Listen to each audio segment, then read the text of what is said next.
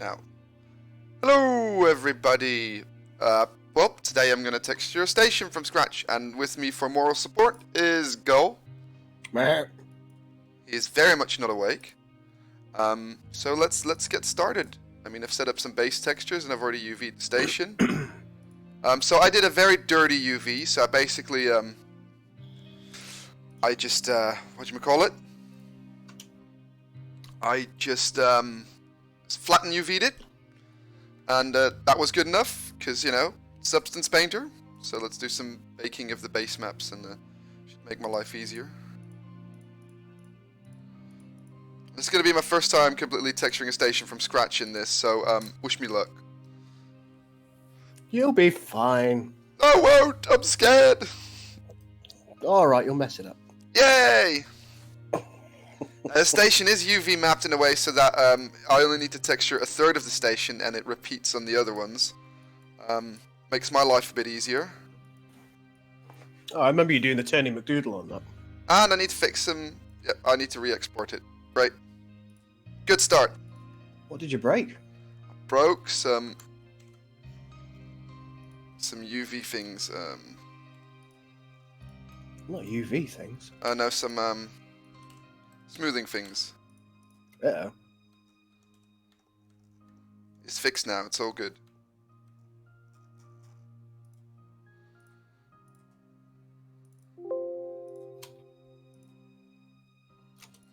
So let's go again. New. Discard. 2048 is good enough for this. See, it had this weird smoothing around this area, so that needed to be fixed. Bake the mesh maps. Bake all the mesh maps.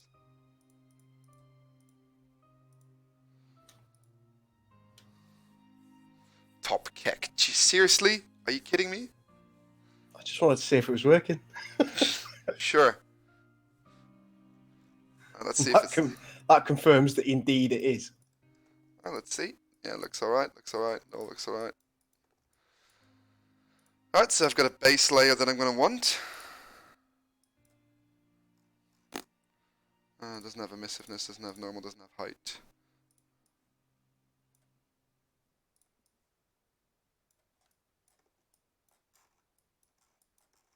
Base texture, a go! Whee!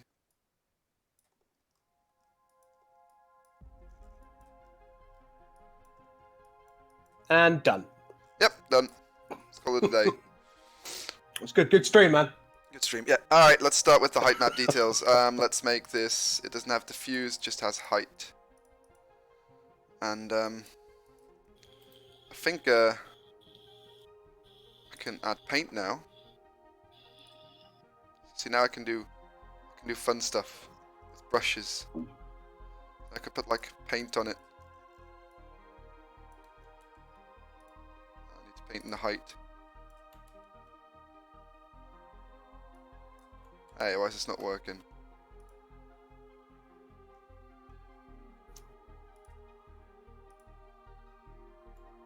Huh. It's not doing what I think it should be doing. A handprint. Look, handprint. Why is that not doing what I wanted to do?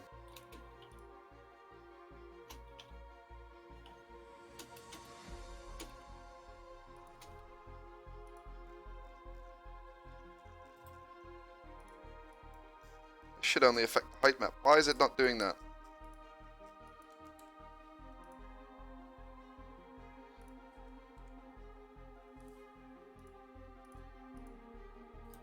Hey, you're the smarty pants. Don't ask me. Oh, Extreme Slayer, by the way, he got that game. Oh, he got that game, did he? Yeah, he got that. Oh god, what's it called? Bridge Crew. Ah, there we go.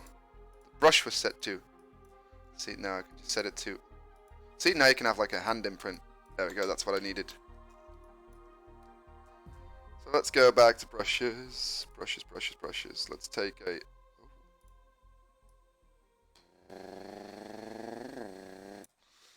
I have a card driver on there. So let's just take a basic hard brush.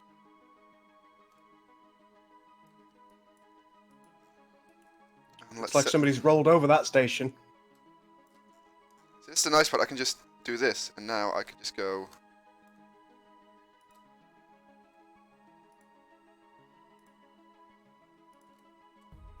And for my sense of understanding what's going on, do you import the UV map from elsewhere once you've created a UV map, or is this something that you could do exclusively with this?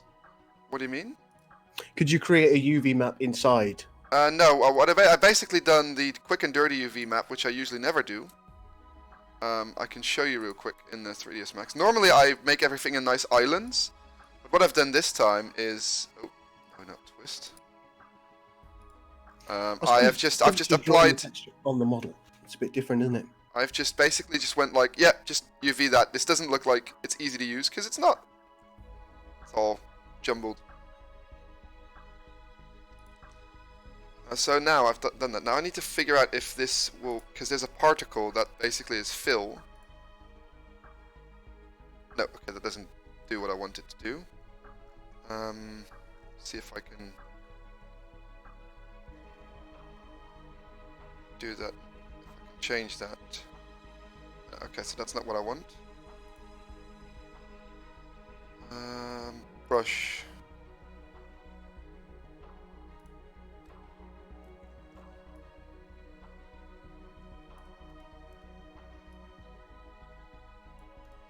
Pretty sure there's an easier way to do this, but I just haven't figured it out yet.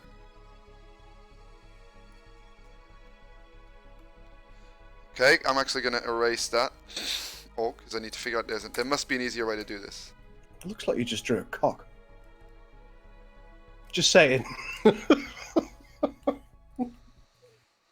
there's alphas which are square. There we go, that's a bit easier.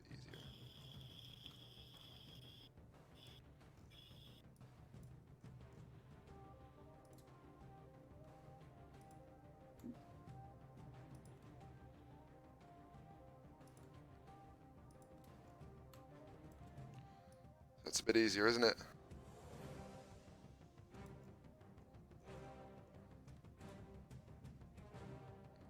Very exciting music, by the way, for texturing a Klingon station. Hey, look, a panel. Wonder if it's just as easy just to do this.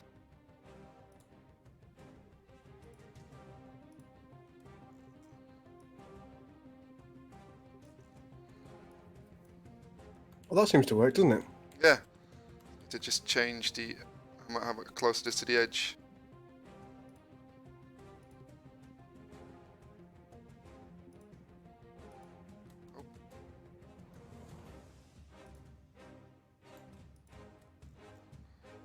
That's fine.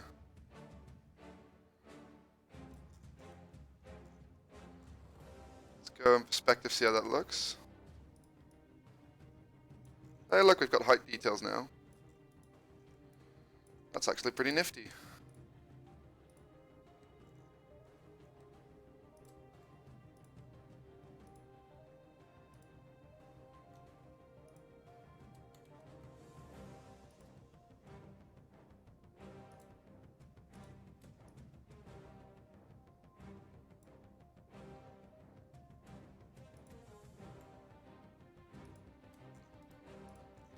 It's a bit getting used to this, though.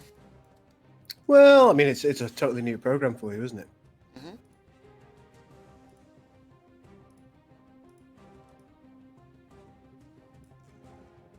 And you're used to effectively doing a Photoshop thing exclusively, aren't you? Exactly. So this is literally new territory for me.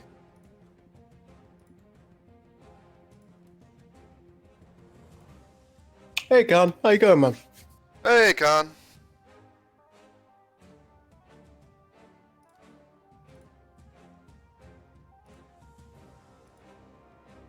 It'd be nice if you could draw a shape and then say fill inside of this, wouldn't it? Yes, I'm kind of missing that. However, one of the nice things is about this is that I can just oh. Hi, Graham.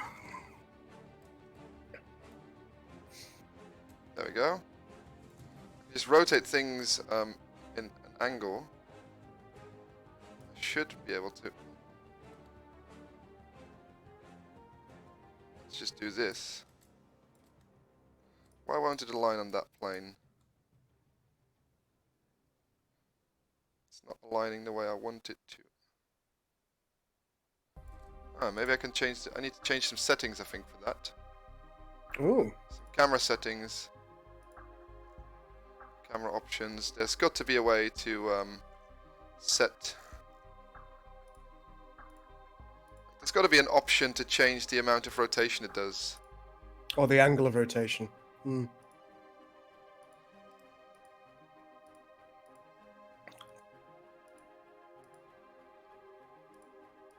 No, don't look at me. I don't do any of this random kind of stuff. There we go.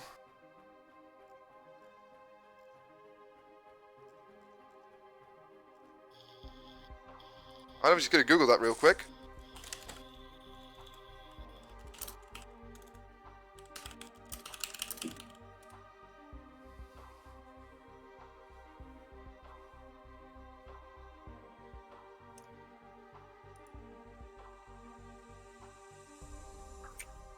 What you're Googling, what this station is set to be is it's set to be a particular starbase for the Klingon Yes. faction. In Ages of the Federation, we've got several different types of starbase for each faction. This is all set to be a logistics starbase for the Klingons. And what you'll be able to do utilizing this starbase is it's a stronger way to, I suppose, heal and re-equip your ships just to make sure that they're at maximum efficiency. Yep. I feel like you're inside of it. No, I'm not. Ah! The sound. Holes.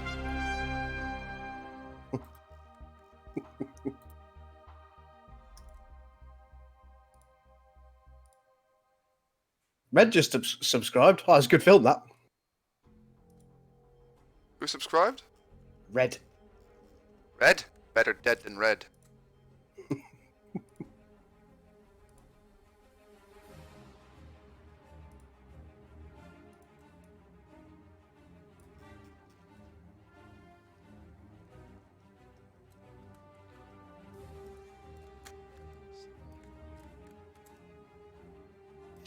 Still messing with the camera controls. Honestly, I forget because I'm so used to 3ds Max. Hmm. Well, I suppose, yeah, you're trying to use the same camera controls, and whereas in actual fact, it's not necessarily going to work that way, is it? No, it's not. But I'm trying to find out which one rotates the camera and I forgot. Oh, there we go. Oh, wow. Okay, so this was actually what I literally wanted like a second ago. So I wanted to snap to that angle.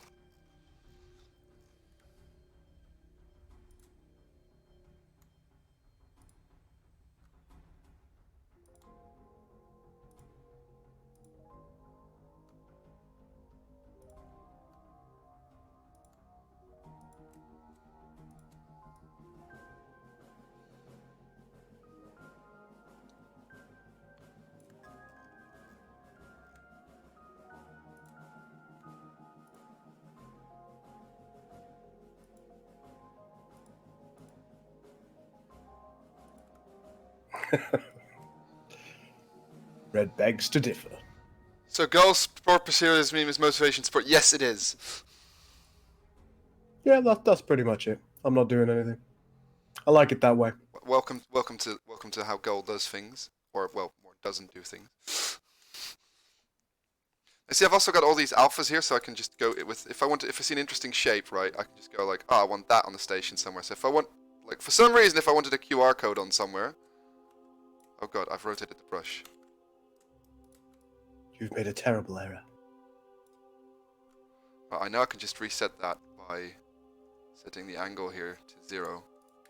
There we go. If I want to make a giant QR code on there, like, bam, QR code. But yeah, I've got some nice alphas here as well, so I can basically get some nice shapes if I wanted to. Let's look, there's a whole bunch of stuff that I can put on there.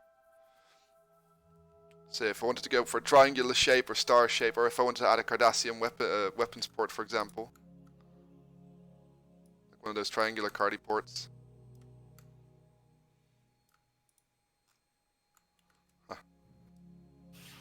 You haven't got a perfect stamp of Goldacat's face, though. That's disappointing. Yet. I don't have one yet.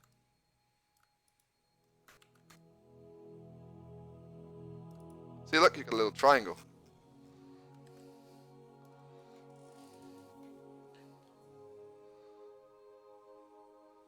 Yeah, so there's some interesting shapes. I'm planning to get some alphas that are available for like a $5. Okay.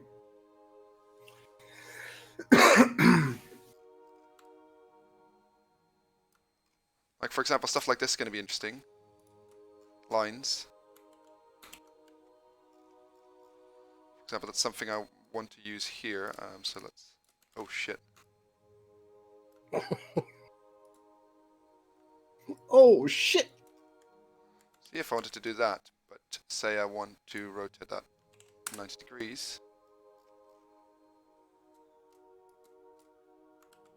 Also set the flow, so let's change the spacing a bit more.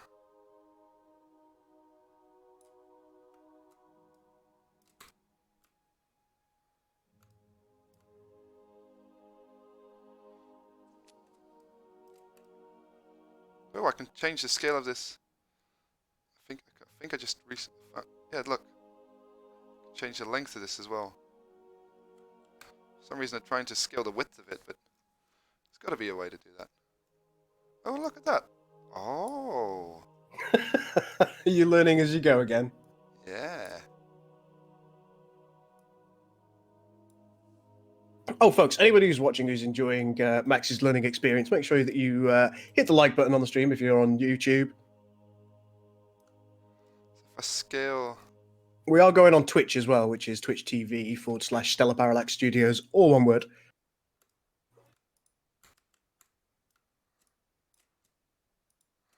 For example, if I were to do that now, if I were to go... Bam, it will... Oh, shit.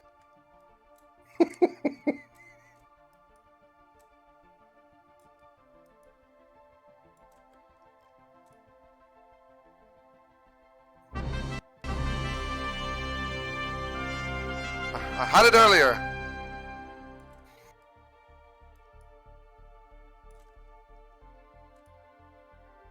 Timothy, thank you so much for subscribing. There we go. Oh, this is so much getting used to this stuff.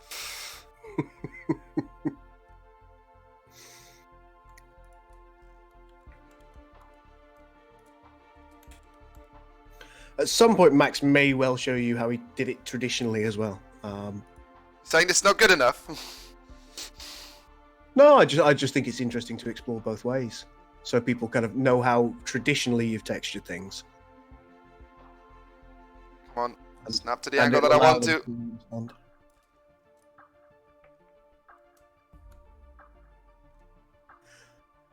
There we go. Looks like a radioactive symbol at the moment, almost. For now, the trick's going to be like getting them in these corners. So see, we don't want that. So I'll put something else there for the moment. I know how to do that. Actually, I do know how to do that. Let's save that there. So let's find out where that is.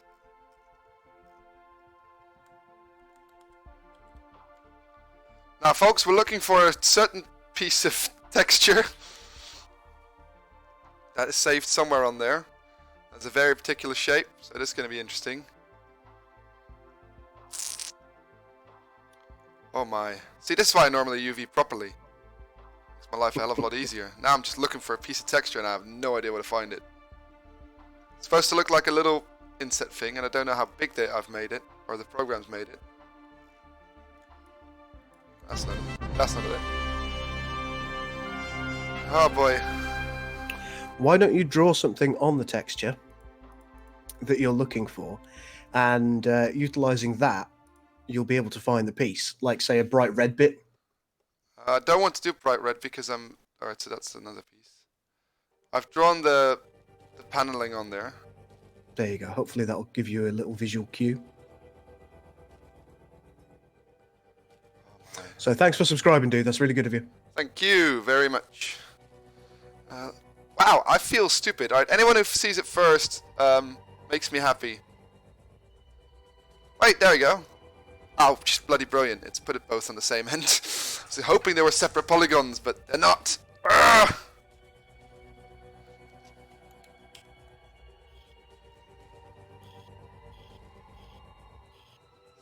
I'm missing certain Photoshop tools that I used to have.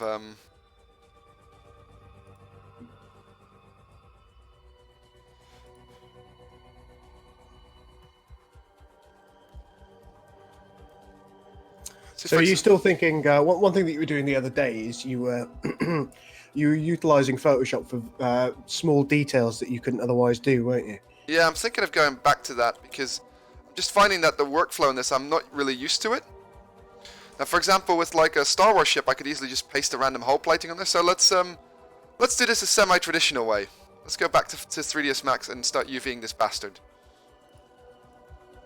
Still not with happy with the fact that I'm gonna have to UV this bastard, but hey, you gotta do what you gotta do. I was going to say this is not a altogether in. Yeah, this is a fairly complex station. Bless you. You're going to enjoy this. I'd say this is one of my most complex stations I've done. Oh crap! No. See, now I'm no longer used to 3ds Max controls, so now I'm like having a hard time figuring what the controls are because switching between two programs is not useful. Especially when the camera controls are literally the opposite of each other. Oh, I feel like this is like a noob stream right now. People are like, how the hell does he do stuff? Oh god, see this? I'm just... Don't laugh at me. Oh, I can't help it.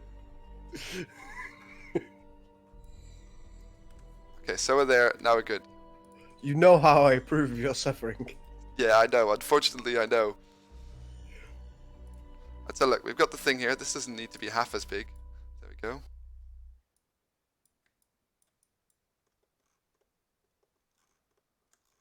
Okay, just...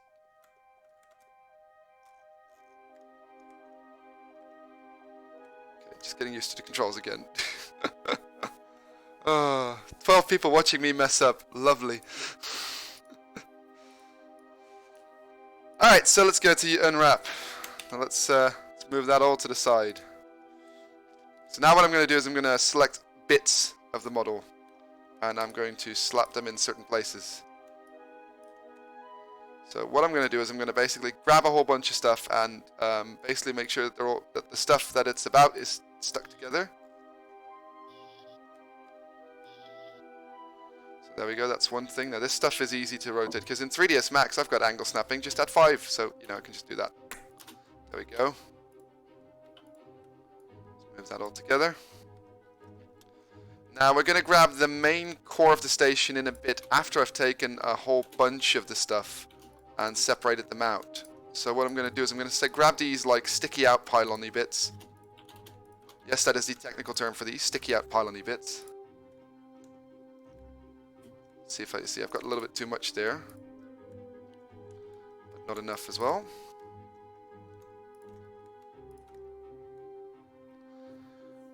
We always come to Gulfstream to see highly professional work. Ah, thank you, Graham. Surprisingly enough, it's not Gull who's hosting it for once. It's actually running from my computer. Indeed so. Surprise! You're not following Gull, you're following me. Suddenly 15 people leave. See, that's what they're saying. It's always really professional when I host it, and then suddenly you're doing it. And So we're going to grab these bastaroos and grab them make them separate. I'm going to do the same on top here.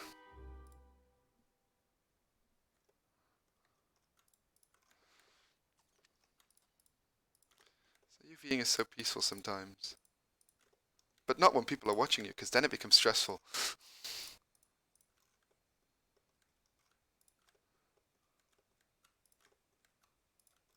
oh no, I don't like this song. There we are. My music has stopped. Right, why is it stopped? I'm literally at the end of the track, so alright, start over.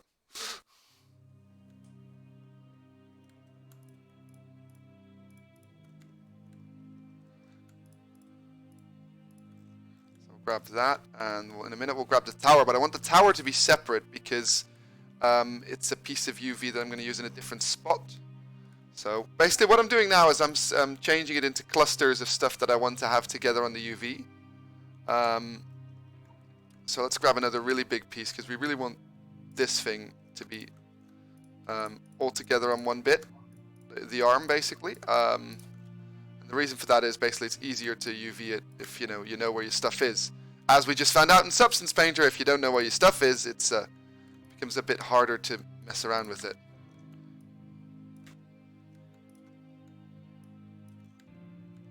Make sure we grab it all. So now we've grabbed a little bit too little and a little bit too much. Oh, no wonder back face is still off. Right, let's just do that again and just go. There we go. Unselect the antenna and the pylon. And finally, unselect everything that's in that cluster. Now we should have everything nice and selected. There we go. And flatten map that. Just move that over there. Now at this point, I've got most of the station that's left is going to be very simply mapped, it's gonna... Yeah. And then what happened? And then I ate it. No. People in the stream are like, "What the hell are they on about?" And we're like, chuckle. Why did I make the station so detailed? Basically, we've spent far too much time watching short videos on Facebook. Is what the problem is. Yeah. After I said I've only selected half of that thing, so let's fix that. Backface. Then I took the cat biscuits. Yeah, and then you're gonna sleep in the fishes. Sleep in the fishes. In the fishes. Like that's like some Hoth level Tauntaun shit. What I'm talking about. Sleeping in the fishes. Ew. Water. Well, then don't push me. Because I'm gonna give you a present you're never gonna forget. You see? Is it syphilis? No, it's herpes. Because it's never gonna go away. Thinks about making some kind of herpaderp joke. Well, don't just think about it, just do it. Do it! 9. So what I'm going to do here is I'm going to do something bad, and I'm going to planar map this entire section, basically, which is mostly front-facing, which sometimes gives good results and sometimes doesn't. I do know that once I've made the height map for this thing, I can throw it in Substance Painter, so I don't need to add like any effects. Once I've done plating in 3ds Max, it's bam to Substance Painter and done. So basically I need to color it, paint it, and make a height map for it. Yeah, there's probably going to be some bits of fine detail that you'll want to do via Photoshop as well. Yeah, some the light maps, the lighting, especially like where the lights go, and the windows I'll probably do in Photoshop as well, because I've got a very particular way of doing windows. Mm-hmm. Alright, Con. Alright, Con. You Have a good one. man. So basically what I've selected now is basically all the bits that are mostly front-facing if you look at it like this. I'll grab the inside of those as well. Sometimes I want to not grab the insides because that's what I want to do some extra UV stuff with. So on these large bits, I'm going to do a bit more. Almost forgot you there. Now, this isn't necessarily a clean way of UVing, but for such a large station as this, it saves a hell of a lot of time. So I'm going to basically go here. Also, I suppose the bits where you don't need to include a massive amount of detail, you can make them a bit small, can't you? Yep. So now what I'm going to do is I'm going to make sure that the planar thing is basically pretty much straight on. Actually, this is not bad. So if you look here, you'll see that it's incredibly distorted. And we can check how distorted it is by putting on the UV checker. And you can basically see if they are rectangles or squares. So now that I've turned it off, I can basically go like, well, that's about right. That's not, is that right? Yeah, it just seems weird, doesn't it? It just seems so thin when it's such a bulky station. I'm going to put this bit on the side here because that's that bit's pretty much done. Might need to be a little... Is that right? Is it that much? Yeah, it is. If anybody at all who is watching has any questions, please do feel free to chime in. We are trying to keep an eye on the chat. Exactly. Just going to reset the X frame. It might seem that the scaling is a bit off, but that might be because of something I did.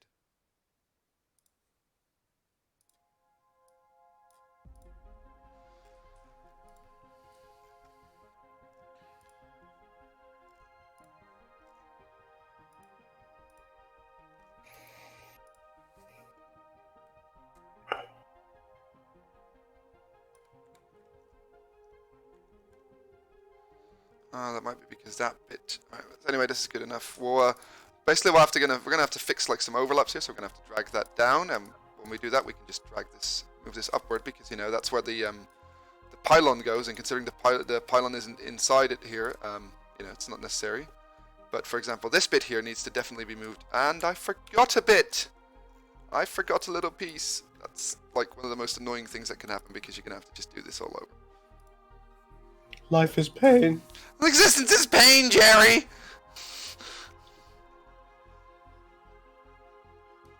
Hey, I'm Mr. UV, look at me! I'm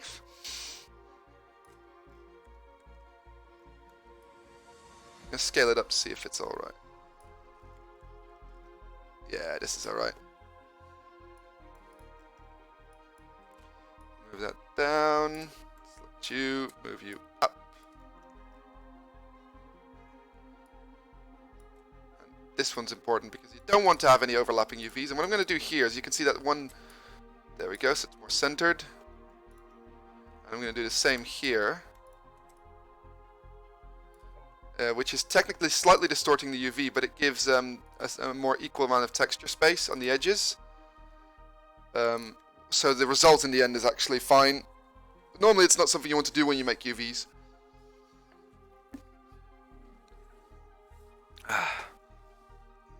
It's a shame not more people are watching, but considering the time of day and considering I've just started the channel, I'm not complaining.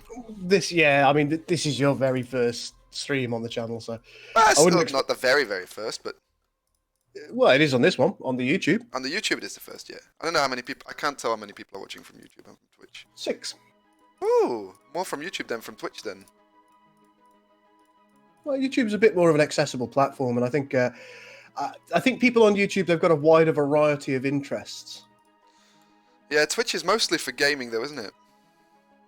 Primarily, I mean, there's a lot of people who do kind of like vlogging and like live vlogging and all that kind of behavior. Like, oh my god, I just walked down the street and like Stacy, she was like such a...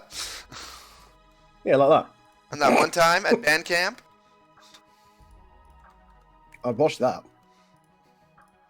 Mind you, I've got a passing fondness for Alison Hannigan. I was gonna say I've got. I don't blame you with her in there.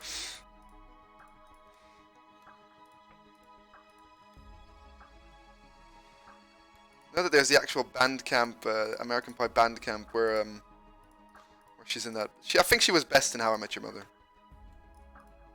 Yeah, she played a good character in that. Yeah.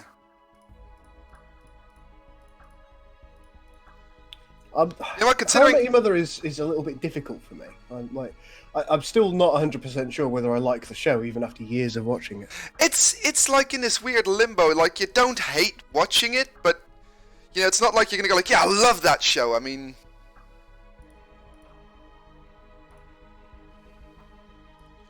see, now I've done that with the other bit. I'm gonna basically lay it on top of here so I can get the same scaling because they're basically the same bits.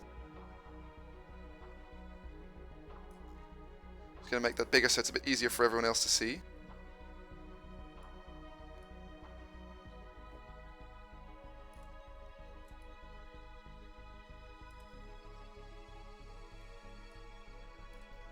Now they're pretty much the same size. Yeah, I can move these to the side and basically start messing with them. And I'm gonna have to. So for example, now what I've found out is, are those the same bits?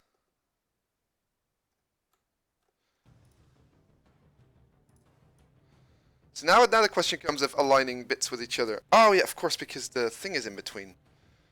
So I found out that if I really want to do this right, then I'm going to have to still move this up. Because if you look, that these two bits are supposed to align. Yeah. So I'm going to move this entire bit upwards and just start making sure that it all aligns. Just in height-wise. So say if I want to draw a line in the height map that I can align them with itself. So there we go. If I do this now, then I can, makes my life easier basically.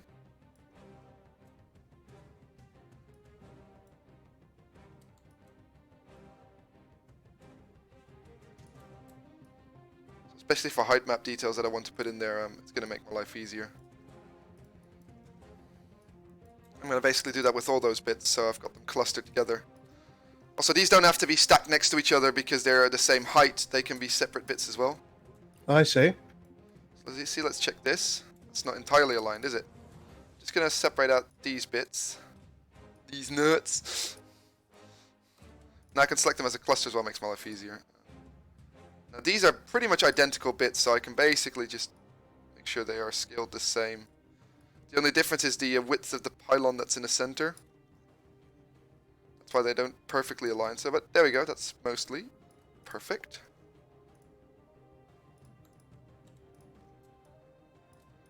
Now what the advantage of doing a UV of this type is basically I can, I only have to texture a third of the station.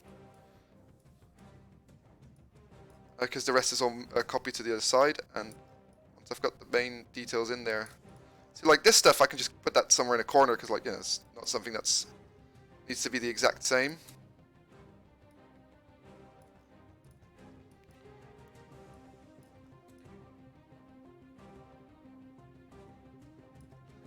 This one's a bit of a buggeroo because it's not good enough, I guess. Now let's move you two up.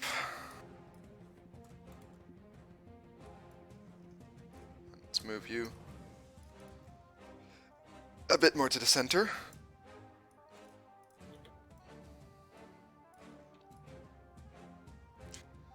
I hope you all find this interesting. It's not the most exciting stream, but this is basically what goes on behind the scenes when we do work on ships. Well, I like stuff like this because it teaches me a little bit about it. And then you're thinking, this is not that complex. I can do this. Before you know it, folks, Go will be making ships.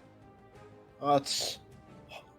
Well, I've been threatening to make Gull's face for years, haven't I? Mm-hmm. Luckily enough, I know nothing of organic modeling, thus I can never teach you that. Alright, so there's that. Now if you see here in this cluster now, there's a lot less stuff left. So if we go back, we'll see like the only stuff that's in there is some of this bigger stuff and the top-down bits. So what I'm going to do is I'm going to just grab it and basically do a normal map. We're going to do a box mapping, which isn't perfect, but it's needed so I can grab some of the details, which are basically just top-down.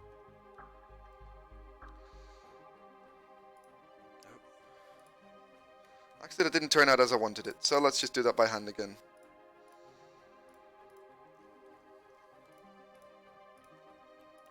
I've got something to show you in Substance Painter later, Go. I went and threw another ship through Substance Painter. Oh yeah? Yeah, an A3 ship. Yeah. Is it glorious? It's very glorious. Does that make you of the excitings? Why play with perfection? Because it wasn't perfect.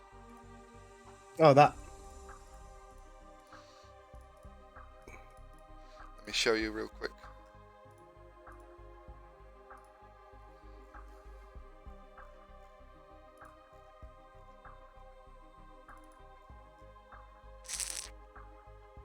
That's not where I saved it.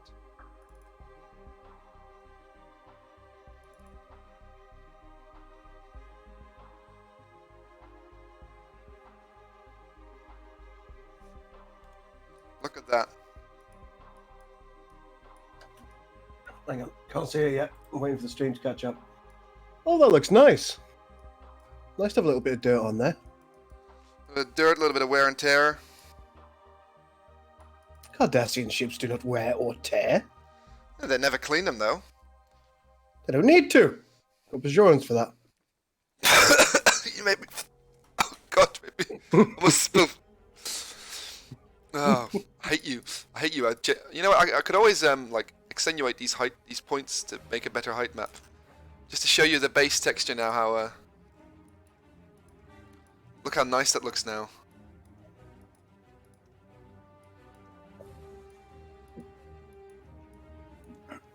High poly bake demanded.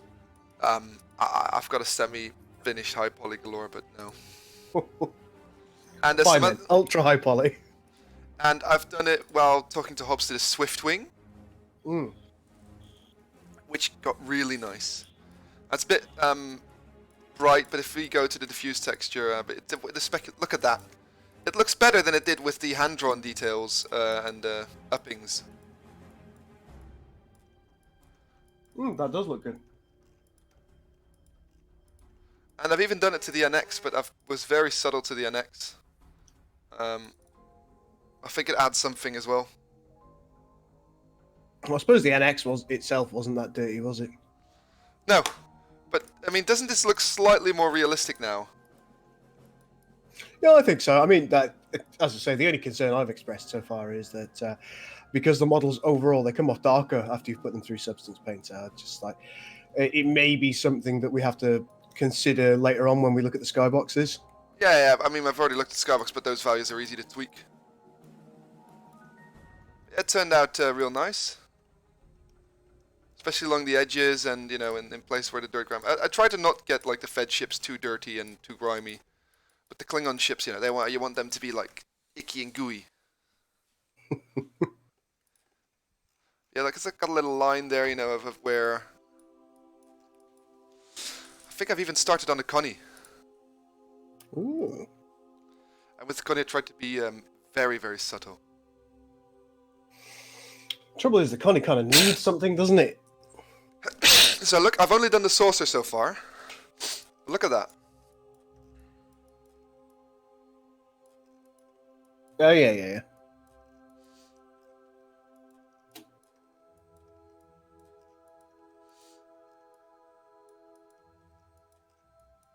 This music reminds me of Age of Empires. Erectus. I wonder if that's copyrighted.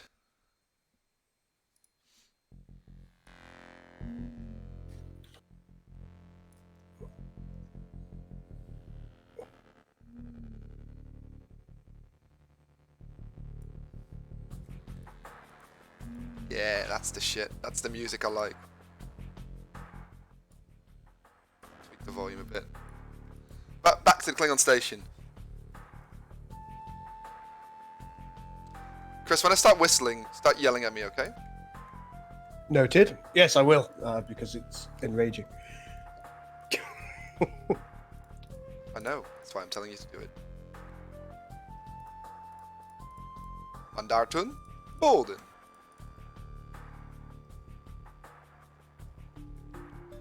Erectus.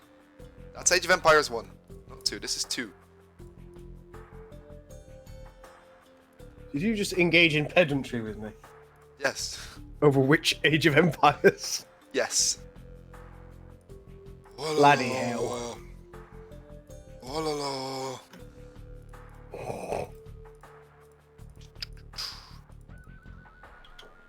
God, the thing is, I'm missing like the game sounds. Like when you select a house, like. I need to check how sharp that angle is. See if I want to do that. Oh no, I definitely don't want to map that from the top. That's going to be a side mapping. So that's that. All right, that's good. Mapping normal. Top bottom mapping. Good egg. So that's the top bits. Now what I want to do to make my own life easier, especially when texturing, because texturing stuff at an angle is annoying. So what I'm gonna separate this off and just go. See, it still saves a bit of. It doesn't take up a lot more UV space, but it's now straight. So when I do like a grid line on there, it makes my life a hell of a lot easier.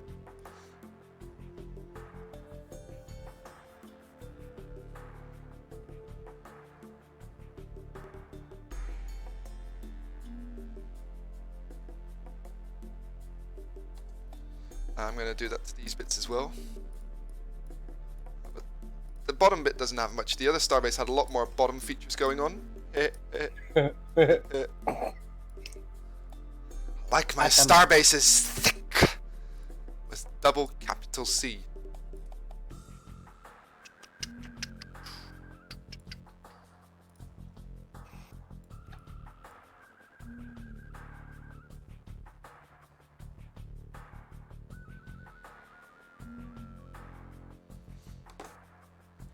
So if anybody's got some opinions or comments, I'd love to hear them about this.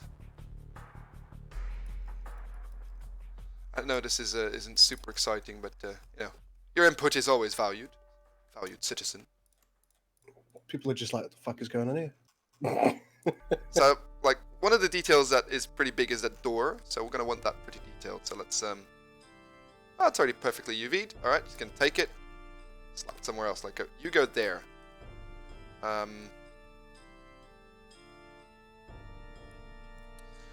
Graham says, watching the stream, feeling good about things, seeing people achieving goals. Quickly on Facebook to see people are singing about baby sharks. Oh, how I fear for humanity at times. Agreed. Right, so now what I've done, I've expanded my selection from that door outwards, so I can just select the door casing, the door, what is the door thingy-mabob, the door shell, I don't know what you call it. So what if it's a person's goal to sing at a baby shark? Yeah. I was singing about baby sharks. I was singing about... Okay. I got my baby back, baby back, baby back, baby back, baby back, baby back, sharks. Shark ribs. Chile! So look, now we've got that door bit. In a separate place, and we're going to keep the door close to it because life's easier. Now I'm going to select a bunch of tiny details that all need to go in the same area. So things like antennas, you know, you want those in their same region of stuff because, you know, they're tiny details that don't need to be a huge deal on their own. Just go there. There we go. Antennas right there. Oh no, it's on again.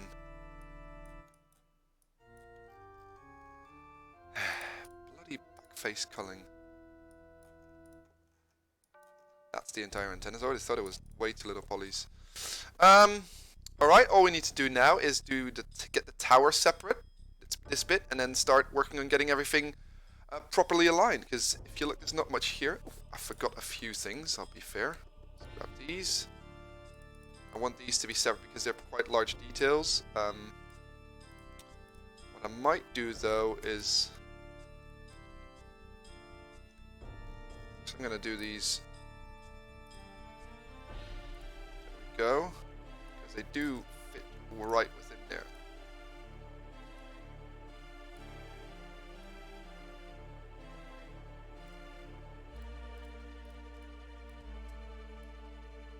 There we go. At least they are where they belong. Where they belong! Oh. God, that Age of Empires music sure is relaxing, isn't it?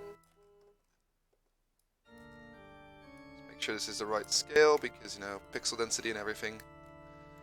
Pixel density is basically... Pixel density, by the way, for the people that don't know, pixel density is that the same amount of UV space is assigned to things relative to the size of the object.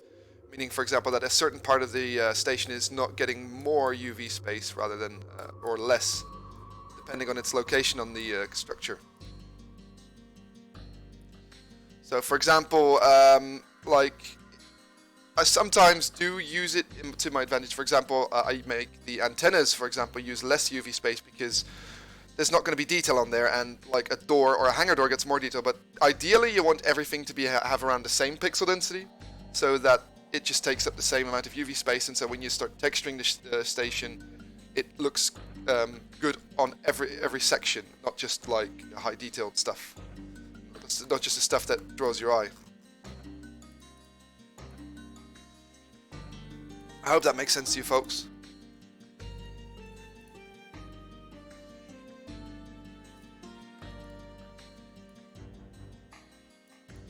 No idea what's going on. This is just the hangar doors here.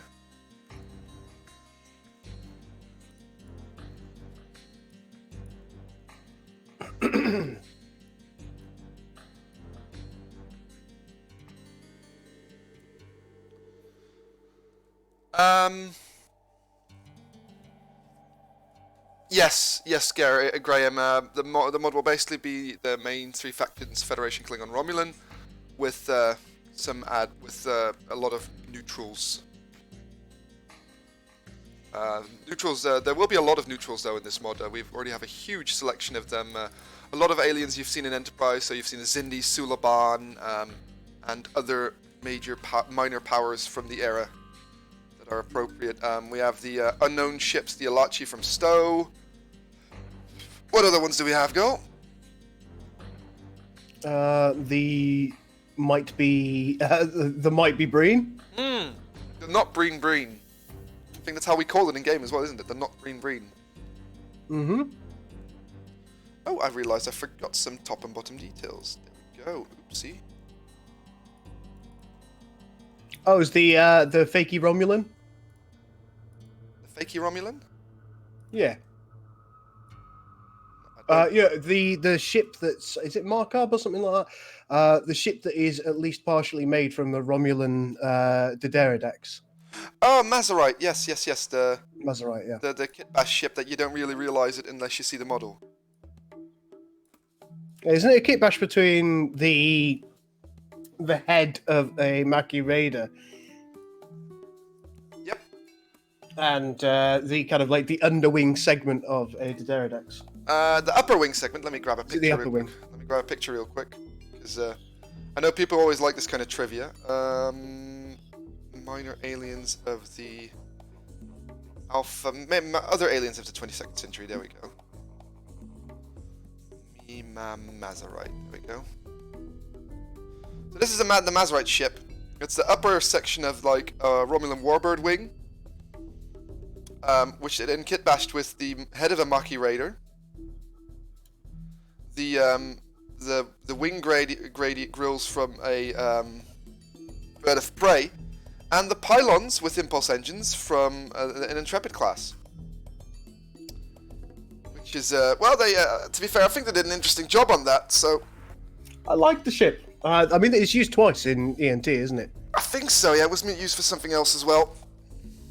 Well, it was used for that conundrum where they want to steal a warp core from a ship or something of that ilk. Oh yeah, yes, yeah. Oh wow, with Damar, not Damar. Yes, yeah. Yes, folks, we're very good at naming things, by the way. That was an interesting episode. I enjoyed that one. Yeah, the duality of morality for Archer, especially. There's a whole bunch of good episodes in Enterprise which do showcase that. Let's see if I. So I think it's such a shame because, like, I don't know about you, but I thought Enterprise was shit when I first saw it, and then by like season season 3, getting into season 4, I started thinking it was a really good show, and then the buggers cancelled it. Yeah, I've got the same. I literally have the same. It's I'm like, I used to not be a huge fan of it, and then later on you're like, this is actually really bloody good. Yeah, and then you almost feel bad, don't you? Because you're like, well, if I only liked it back then, things would have gone different. Almost, yeah.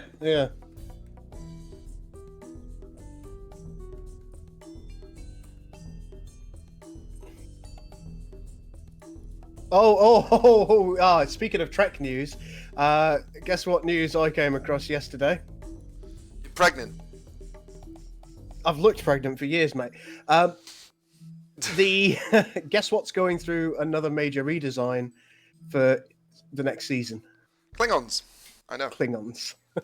I wonder if they're going to give them hair, because that's. I felt that the biggest thing They probably should. I think the lacking of hair on the Klingons was one of the major turn-offs about Discovery. I'm like, why don't they have hair? It makes no sense. So there we go. That's the tower. Is that UV'd in a way I like it? Yes, alright. Alright, so now we've got all major sections done. Major sections separated. Now it's time to sort of start refining it. So we've got all these pylons here. Now what I'm going to do with these pylons is I'm going to take these bits... and I'm going to make them, they're going to separate them out. The reason for that being is having those bits separate makes it a lot easier to find them when I'm doing, for example, the light maps on them, because those things are going to have glowies or grills, and it's just the inside bits that I'm going to grab separately. So what I'm going to do is I'm going to do a flattened map, or planar map. Ah, there you go, and then I've got them there. Oop, they're a bit stretched out at the moment.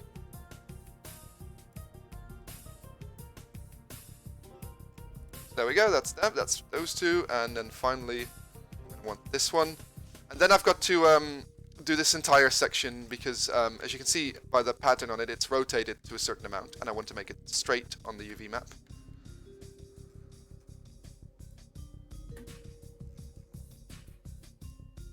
Please tell me you didn't hear that. What? No, never mind, nothing. Did you fart? Maybe. Disgusting. Disgusting! Now go out!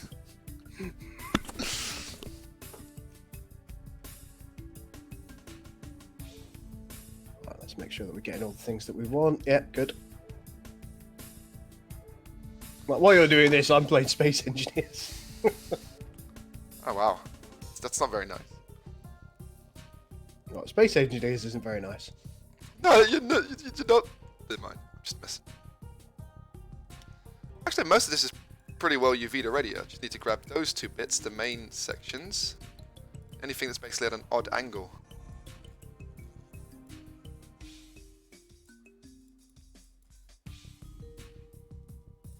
Are there any races that you think they could have done much more with in Star Trek?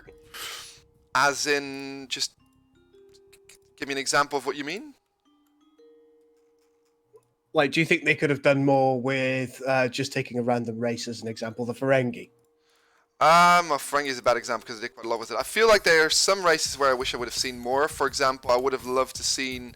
God, there was an there's an Enterprise episode called Progenitor or Cogenitor, which had like this androgynous person, which is basically it was kind of a retell of a TNG episode of a similar style. But they were a very interesting species, and it seemed that they were going to be allies with the Federation very early on. And it's a shit. It was also the guy who played Andreas Katsula, who played Tomalak. He was the character on it. It's where they go into the sun. Archer goes into, and they really bond, and it's like it shows this like. Oh yeah, that's a great episode. That and I then mean, then Trip does his usually medley stuff and interferes with the culture, and things go wrong. But it's implied. Initially, they're willing to share all of their technology, aren't they? It seems that there's some beta canon stuff that hints towards that they did become decent allies. Yeah, aren't there effectively three genders or something going? Yeah, three genders, and one of them is basically semi-abused for sake of reproduction. Because they just need them for reproducing, and they're not taught how to read, write, and anything like that. Mm-hmm. But they have the same brain capacity as the main people, basically. And Trip goes into a hissy fit about it, and Archer basically goes like, "Well, if this was Singapore, I'd be cheering you on. This is an alien culture. We have no deal in we have no say in what their culture is, what is acceptable in their culture or not." And it's got a nice message, I think, of like don't judge a book by its cover kind of idea. Yeah, applying your own morality to something that is totally outside of your totally scope of foreign it's a difficult thing to do.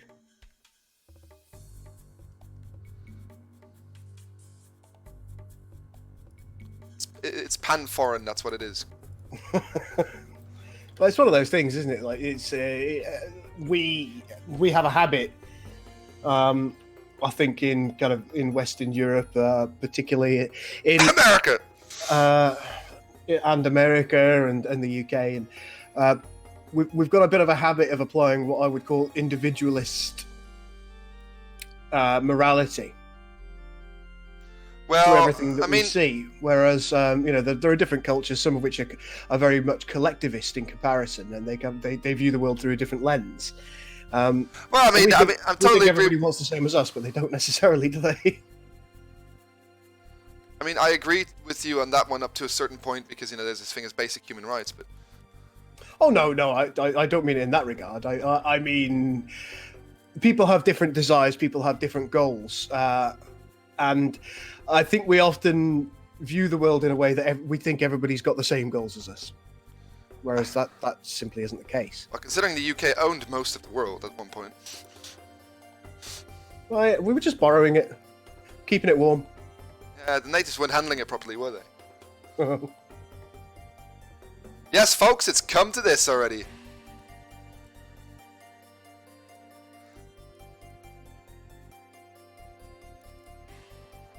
It's half sounding like this is going to go over into tubular bells into a bit, you know? Like the Mike Myers theme. I can't wait. It's hard to say no to tubular bells. That's quite easy. No! See? Just did it.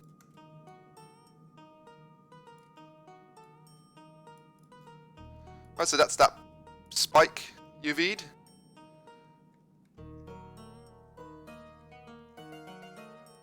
I want to make sure I grab these bits and separate them out, because these are bits that have windows, are gonna have windows, and I want to stick them together.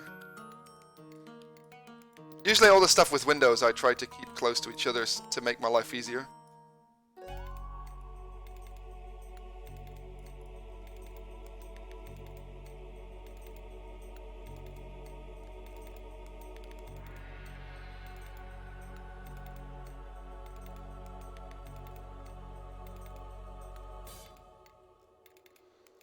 I'm going to do something which is going to seem a bit odd for a second, but I'm going to collapse the model. And which basically means I've applied the UV. I'm going to rotate it a bit because I found that the UV sometimes responds weirdly to stuff that's at an angle.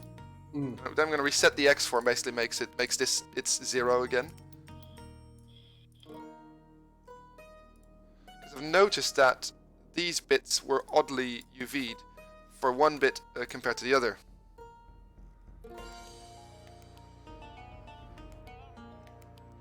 Now if I'm going to flatten the map of this again, it should have a different result. You see, now these side bits are done in the same UV instead of in a different style. Look, that's a lot more neat.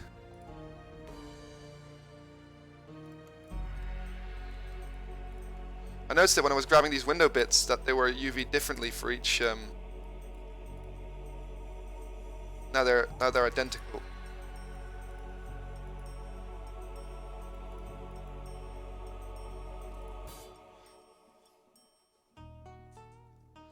And one of the major things I want to get right is I want to get these right because I want a certain pattern on them.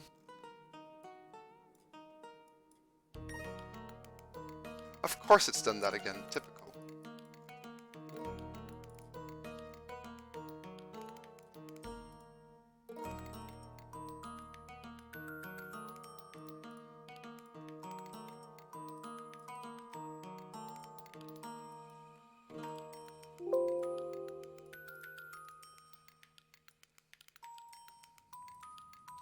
That's just annoying that it just rotates that one piece.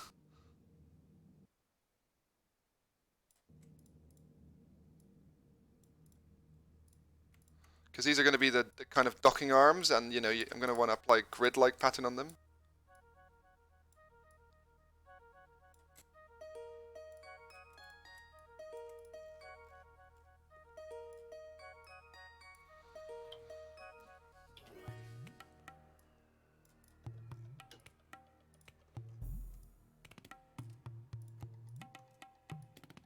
There we go. That's actually going really well. I mean, it's an annoying station, but look at the amount of stuff we've already gotten done. I think the most annoying part's going to be trying to UV this bit. But Yeah. once that's done, I can start the texture work, and then it should all be easy.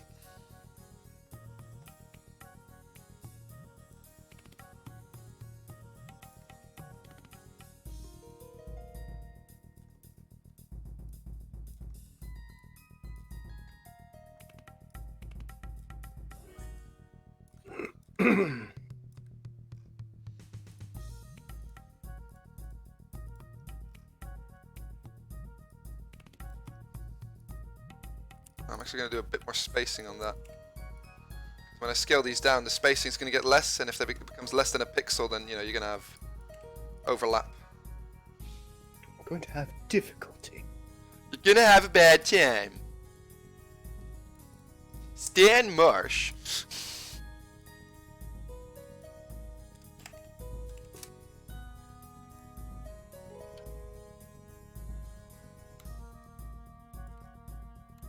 Bloody hell.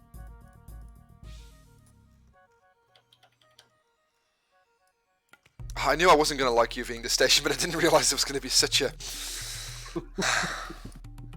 Note to self, making high detail models gives more work. Also on AOTF, Chris, I pushed the latest stuff. Das ist good. Yeah.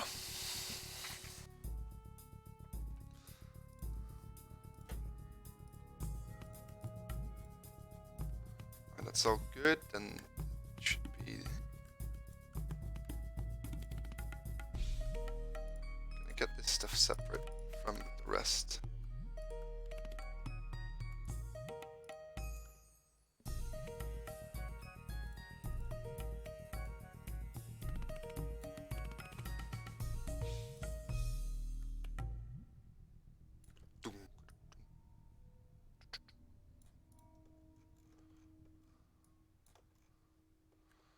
That's that. Basically mapping, flatten mapping that. Clusters and clusters and clusters. I think I can just slap that cluster right in there. There we go. Save space.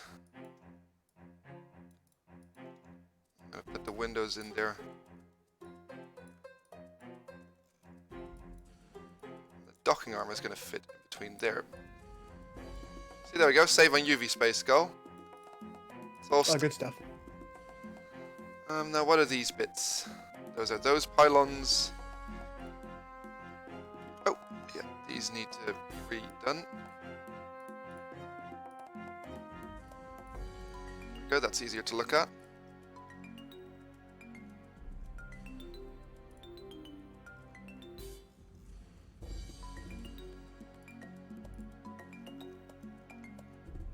Got you out there.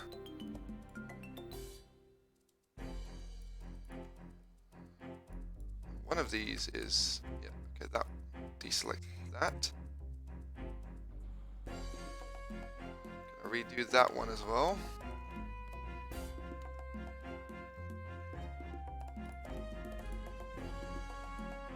Okay, that looks a lot better. It's the proper side view. Now let's arrange these in a way that makes a lot more sense. How much space I want them to use.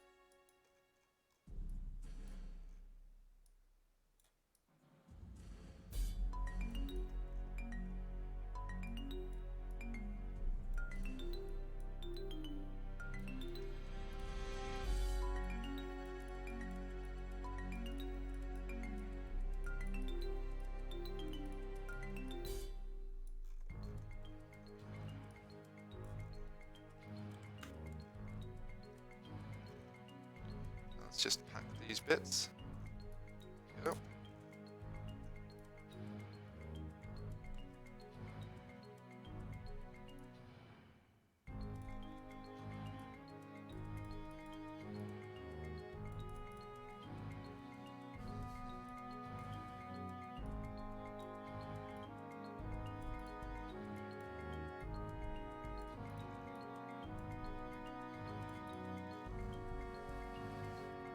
It's getting there, isn't it?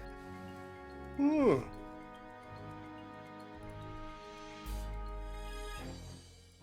It is certainly on the way to where we want it.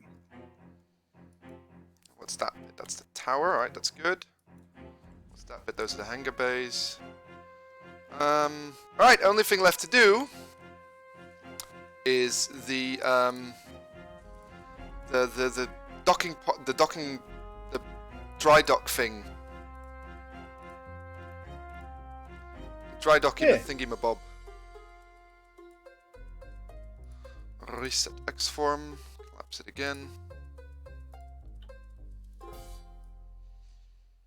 And then it's a matter of just packing everything all together.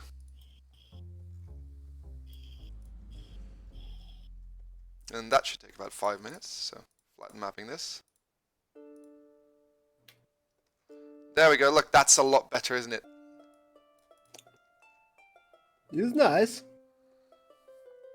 I love this track of the Age of Empires soundtrack.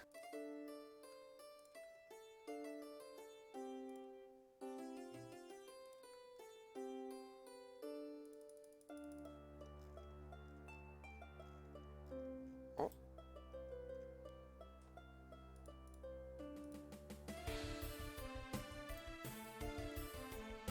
I guess stick that together and then stick these together.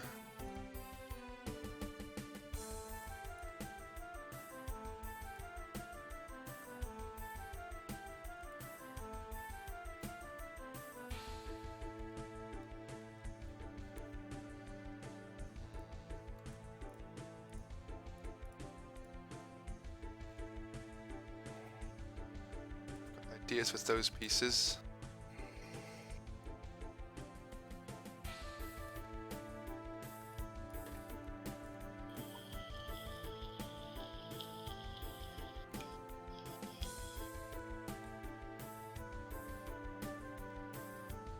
At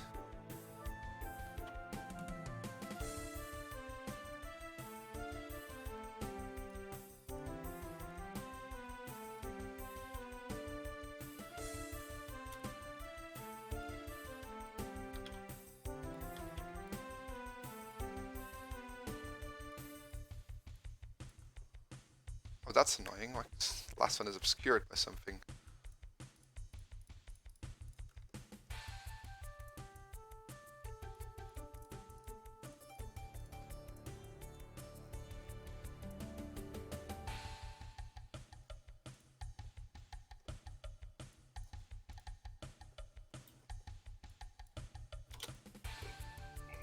All right.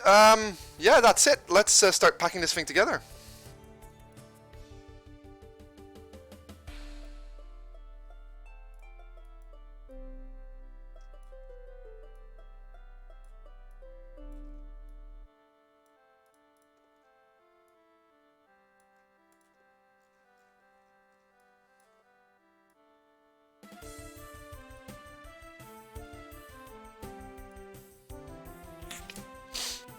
Alright, so let's first get these. This is, I think this is like the main core cluster.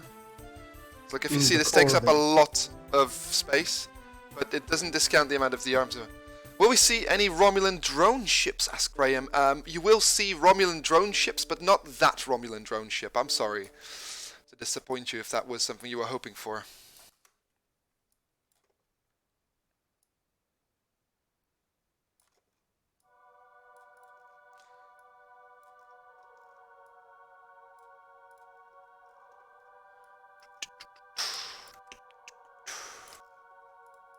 Oh, what did I do? Oh god, what did I do? Oh god! Oh, God!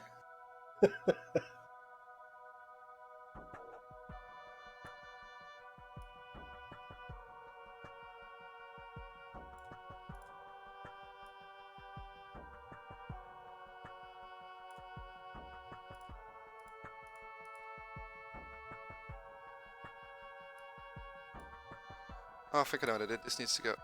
There we go.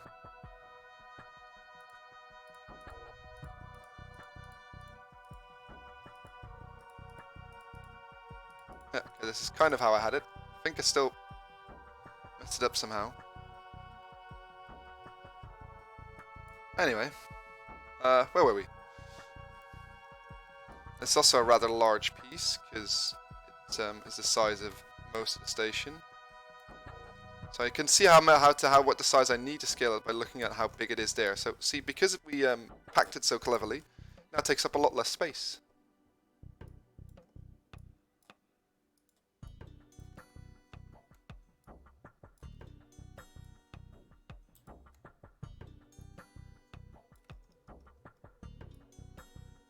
Notice that takes up a bit more space than I was hoping, so let's do that like that. Move these little bits in the corner here.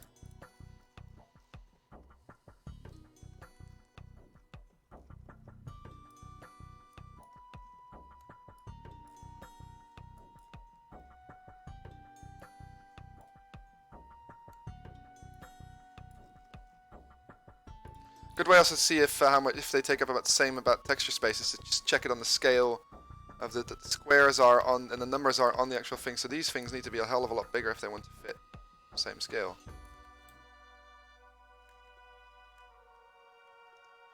I'm looking at the wrong bits there. I need to look at these side bits. Okay, so they take up a lot more space than I thought they did. This might have to be a 4K texture, Chris, on this station. Oh no. I'm not even kidding. Is that bad? Larger file size, 4 times the file size.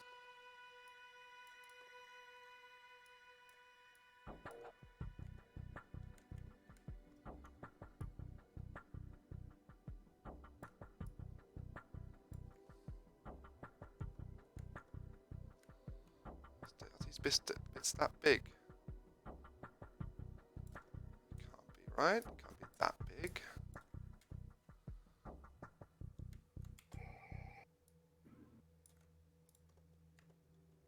That's about right.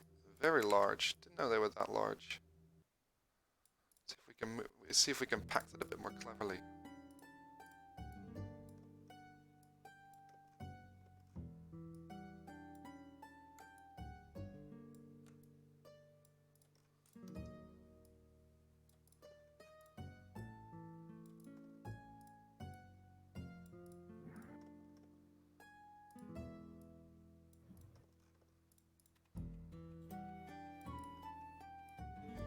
Oh.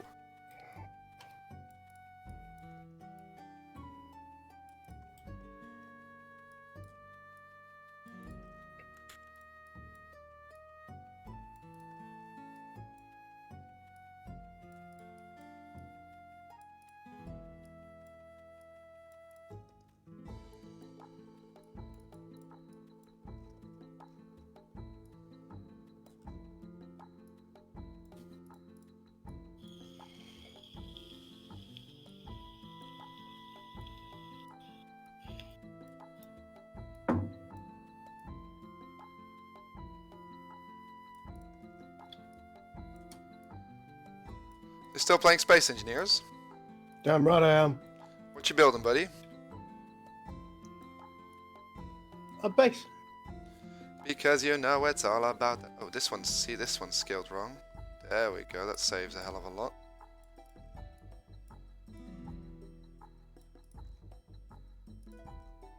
The important thing about this part here is that it doesn't overlap.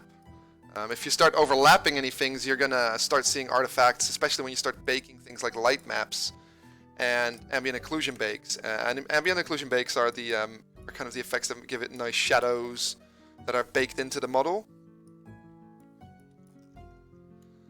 So you really want to keep that to a nice, keep that nice so it works well. So the door section is actually a lot smaller on the texture than I thought it would be. You can take up this space here at the top.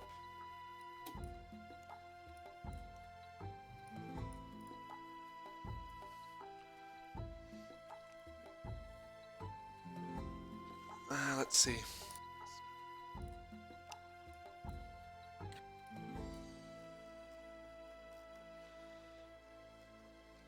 Scale this to the arms.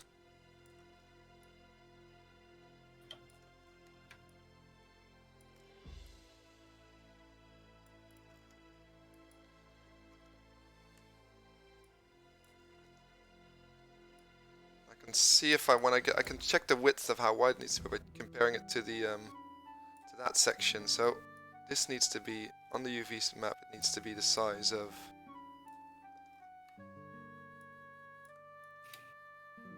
slightly bigger than this.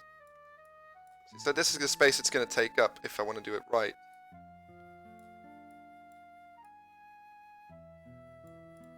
Now we can work with this, but I'm going to need to scale things down again.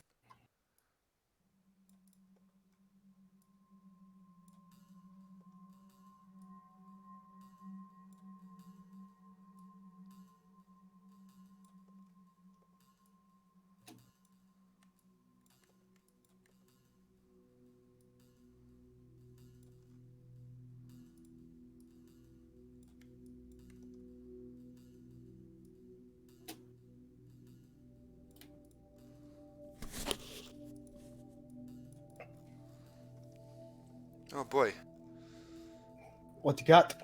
Oh, it's just a lot of stuff that I still need to put in the UV. Already running out of space.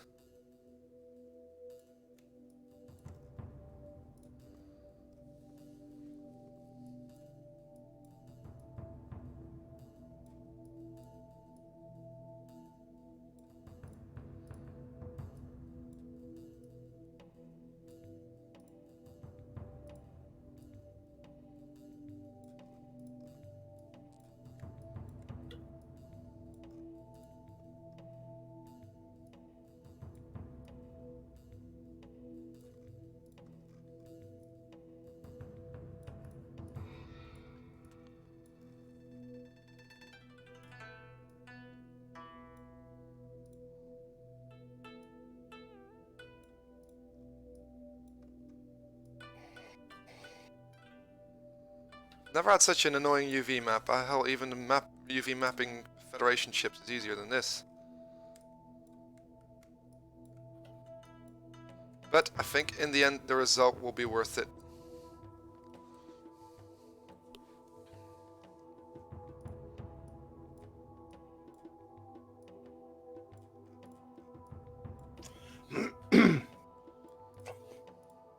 I expect that you are correct. Correctus.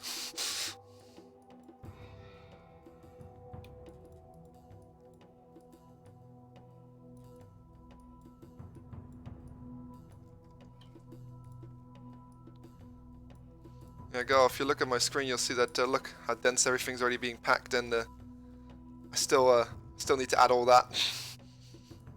Luckily enough, a lot of these things that I need to place are tiny now, but the biggest thing is still that I need to place is that the docking arms, Mm.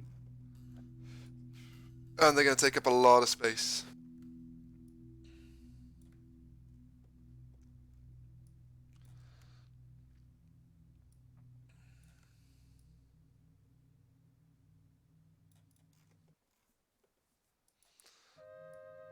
Luckily, the shuttle bay will not take up a lot of space.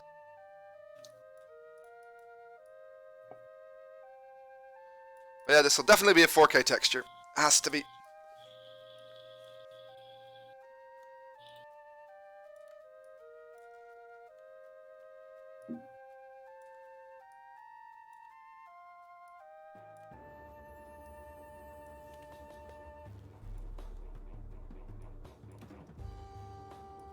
So let's have a look-see here. Alright, so the antennas, they're tiny, they can just be plopped in any corner. I'm going to cheat a bit on UV mapping etiquette.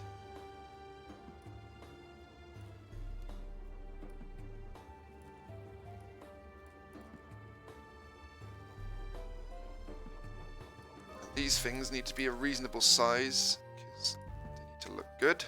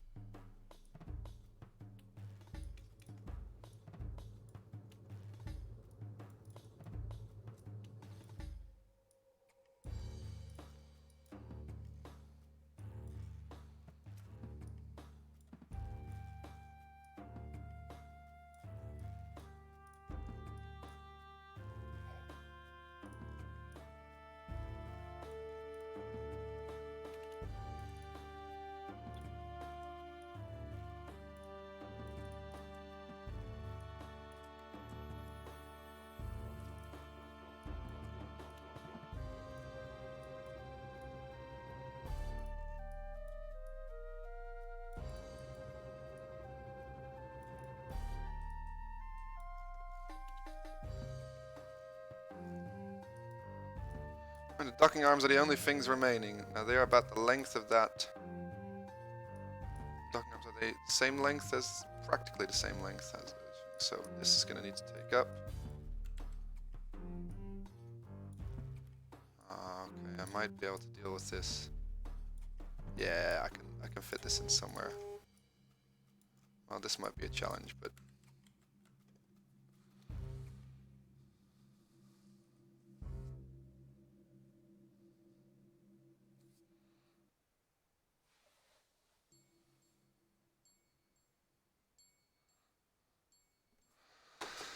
oh boy. Oi, bliat.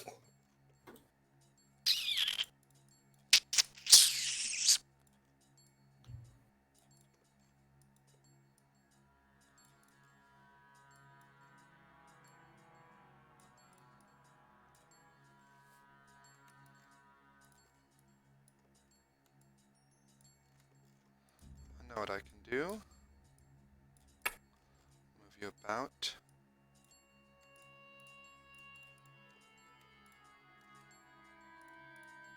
Grab you.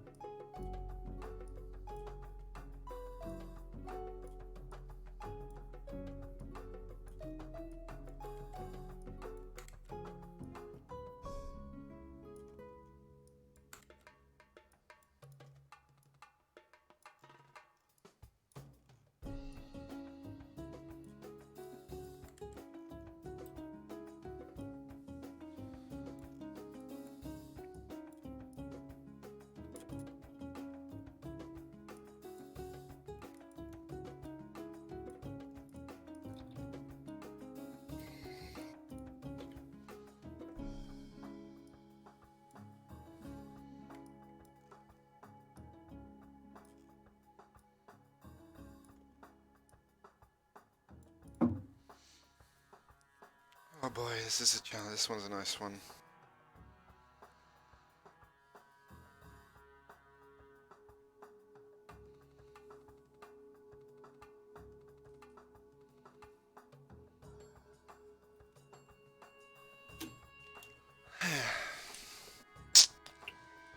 You're getting there, my man. Don't you worry. Buddy! This is like literally the most annoying shape that I've ever had to do. Mind you, these are duplicates of each other, so... Nice thing is you're only going to do it once, right? Yeah. Off for the station.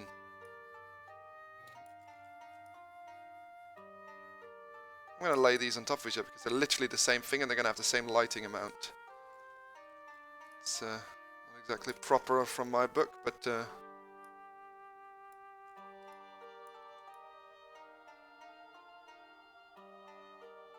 saves a hell of a lot of time.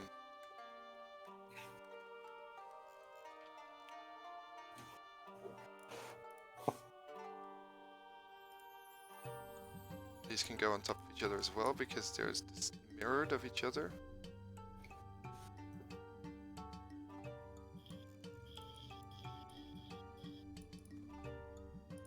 Same with...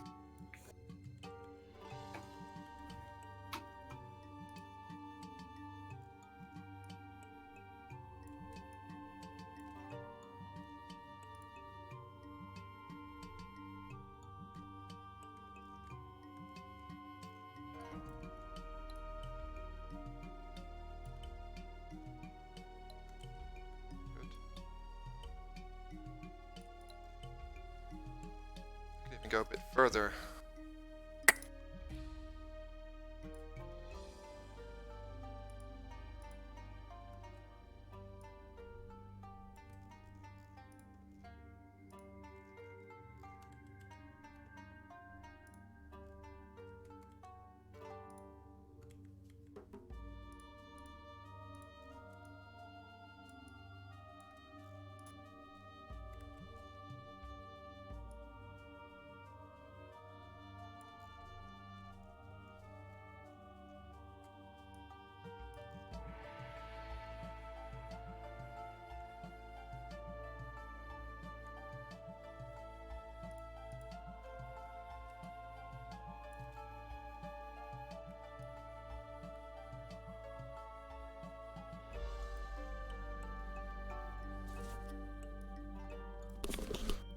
gonna be perfect. It's gonna be good enough. The edge blending that's got.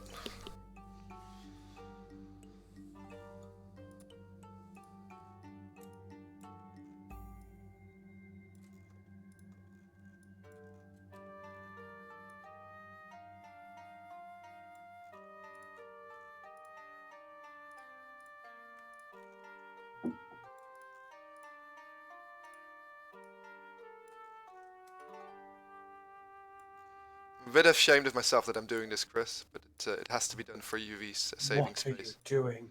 Overlapping UVs. You sicken me. I know. I'm sorry.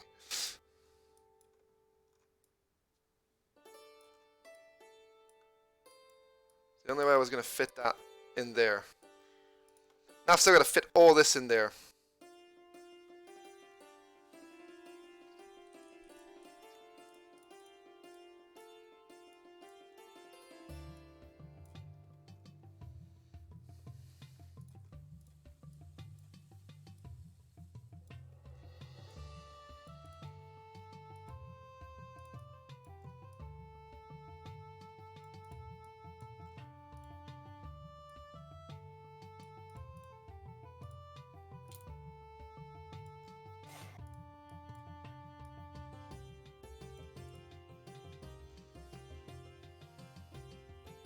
Oh, fuck me.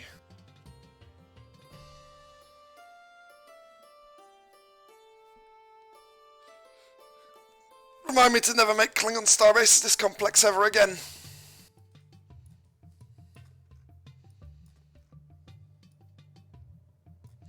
think the docking arms is what's the worst offender, though.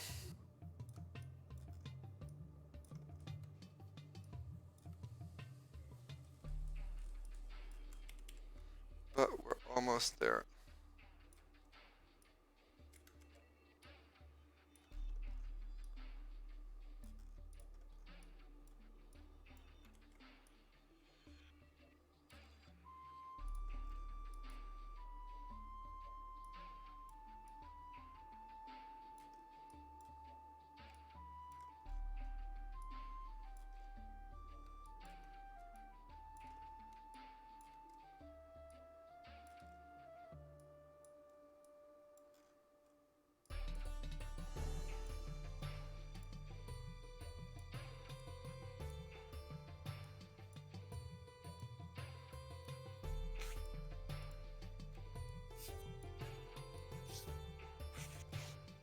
What the hell was that sound?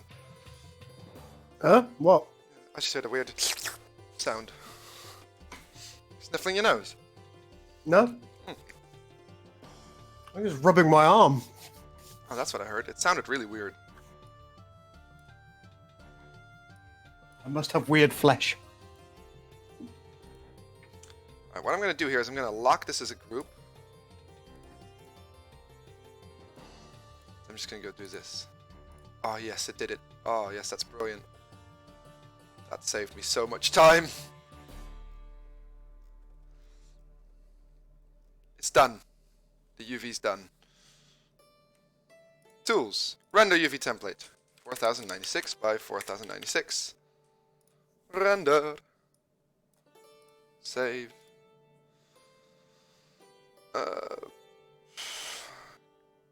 Klingon Starbase Logistics. Save as uv.tga. Collapse 2. Yes.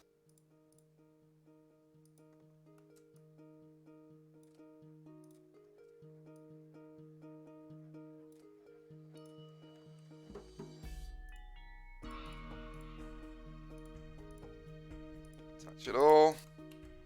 Weld it all together. Only to later separate it again. This one's already going to be exported for substance painting.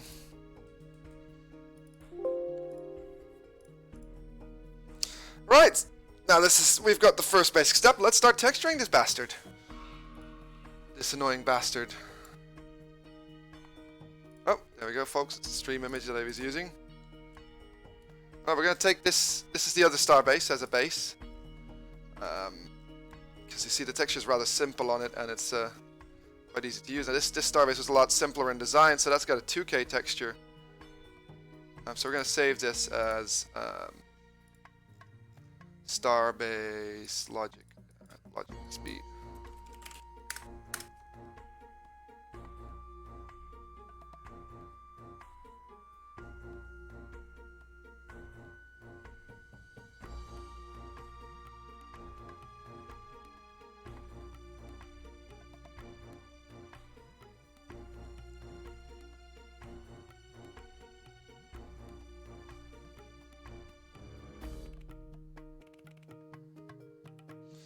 Alright, so what we're first going to do is we're going to make this a 4K image, 4096 by...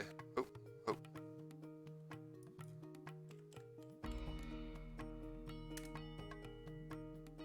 That's going to take a few seconds. Now we're going to get rid of that color, we're going to get rid of the... We're going to empty out the plates layer. Yeah. Well, we're going to select the color. And what we're really going to do is we're going to turn this wing into 50% of its size. Because it was scaled up. Now if I'm correct, my man Neff, who made made sure that this is a repeating texture. That doesn't align to itself, alright? Then we're going to just keep misclicking today. Must be that hangover that I've got.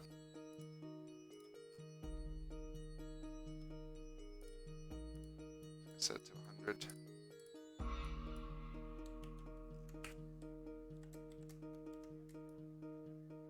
Oh boy, I didn't do that right. Damn it!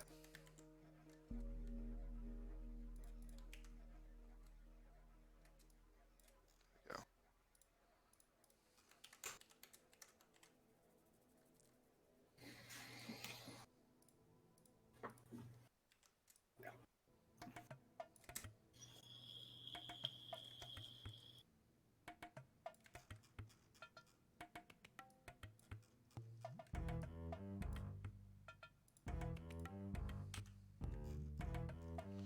Now let's get rid of some of the stuff that I did for that starbase specifically. There we go.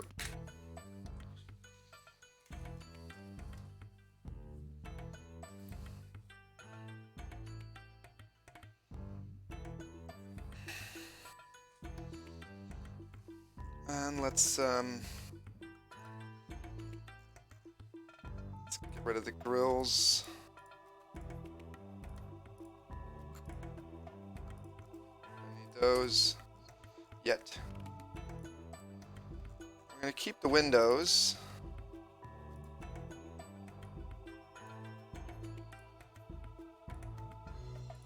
So we can still use them later. We're gonna keep the windows. We're gonna delete that, empty out the layer, and we're gonna get rid of. What about the walls? Those glowies. Actually, those glowies. These glowies can no, get rid of them.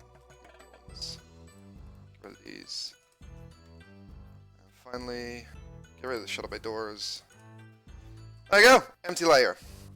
So, let's get ourselves a UV in there.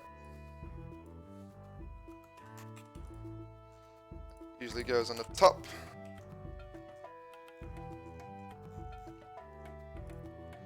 So first things first, let's start coloring some stuff.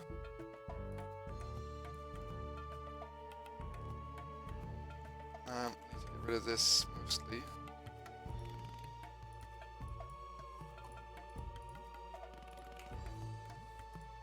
Now this was going to be easy because the way I did it, the UV, but because we've had to move some stuff around, it's going to be a bit of a challenge for some things.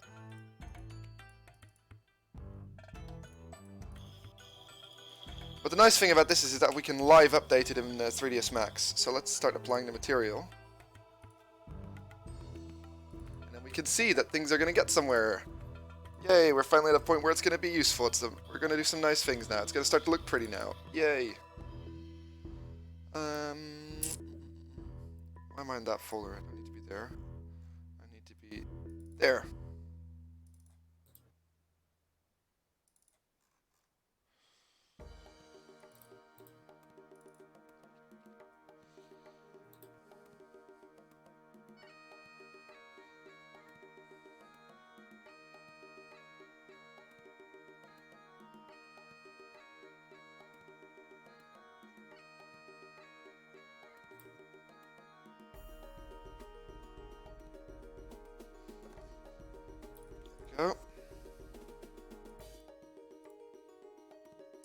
So as you can see now, we've got a texture on there. Look at that go. It's got a bloody texture. It's looking good. My man! Alright, alright, alright, alright, alright. Let's have a look at my other starbase, my economical one. Of course I didn't save a picture of it in that folder.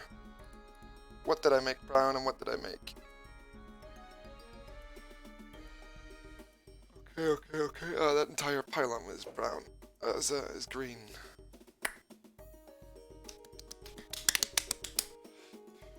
Let's do that. Keep that style in there.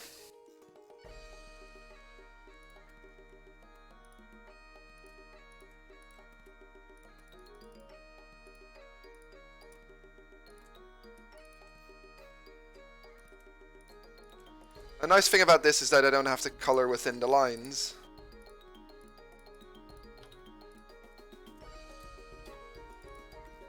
So that makes my life easy. So all I need to do is basically get the coloring right, get some of the height details ready, and then the entire station should be good to go when it comes to text, when it comes to substance painting. Basically, the height map's going to make sure that the raised stuff is going to be in the right places, and I can start adding the grungy details, which I would normally do here in Photoshop, which is a lot easier to do in Substance Painter, and you'll get better results as well.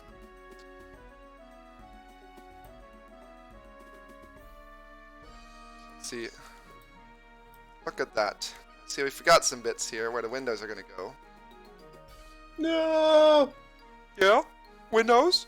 Windows kit. So let's keep on making the things a nice color. Let's start with this. Let's continue with where did the Windows stuff of that bit go? Where are the windows? To the walls. Skeet. Ah, skeet. Ah, skeet, mother trucker. Actually, I'm gonna leave that grey.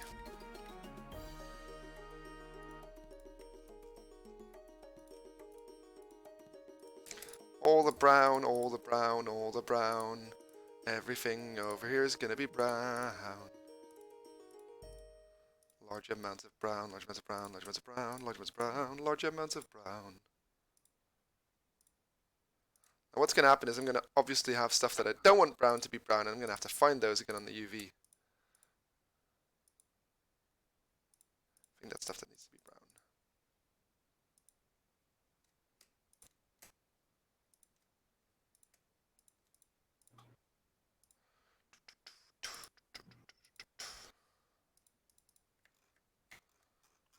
Oh, and I wanted the antennas to be brown as well.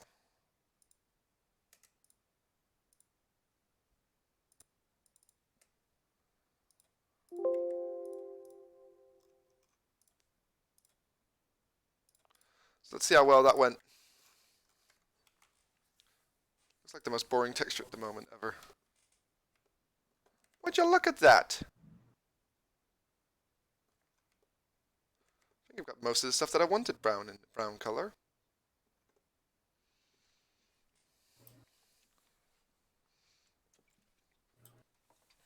I think I want the door to be brown as well. Do we want the door to be brown, Gal?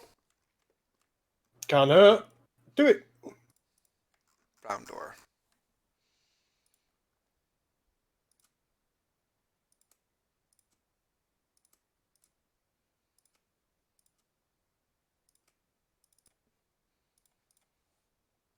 The music has stopped.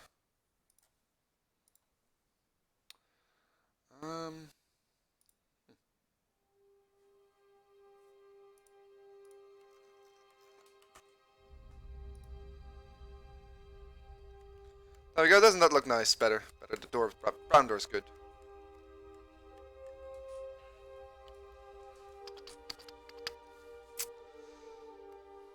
I did say I want the antennas brown, but now that I see them, I want them grey. Contrast with the. There we go.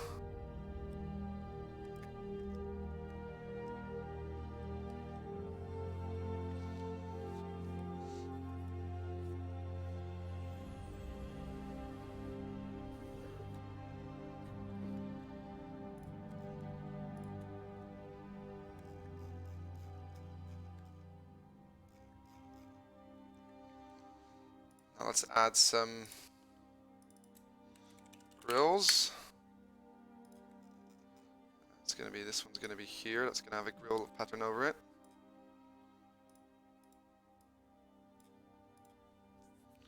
It's gonna add the height details. Height. Because these aren't gonna go in the main texture, they're gonna go. Actually, no, this one is. I guess it's on separate texture.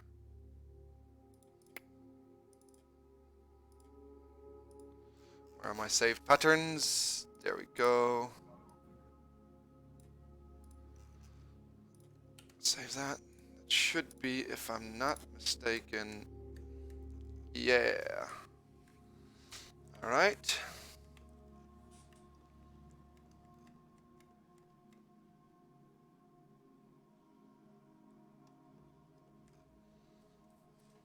I'm going to make that on top of there as well. Those big doors are going to have a...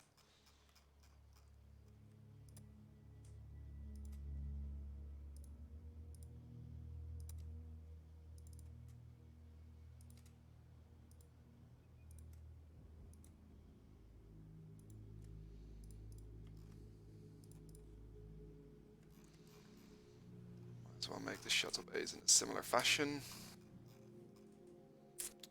Where did they go? I know I've seen them. There they are.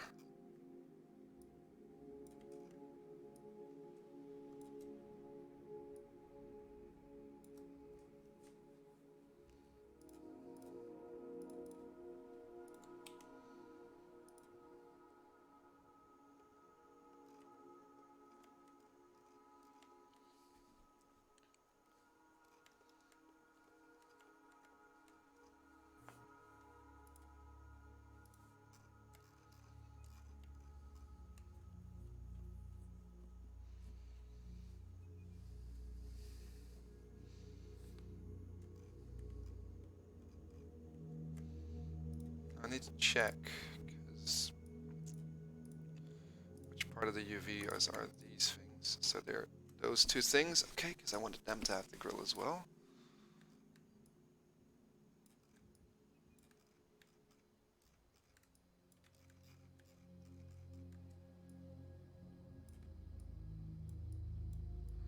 So go. Let's keep the people a bit occupied while I'm doing this boring stuff.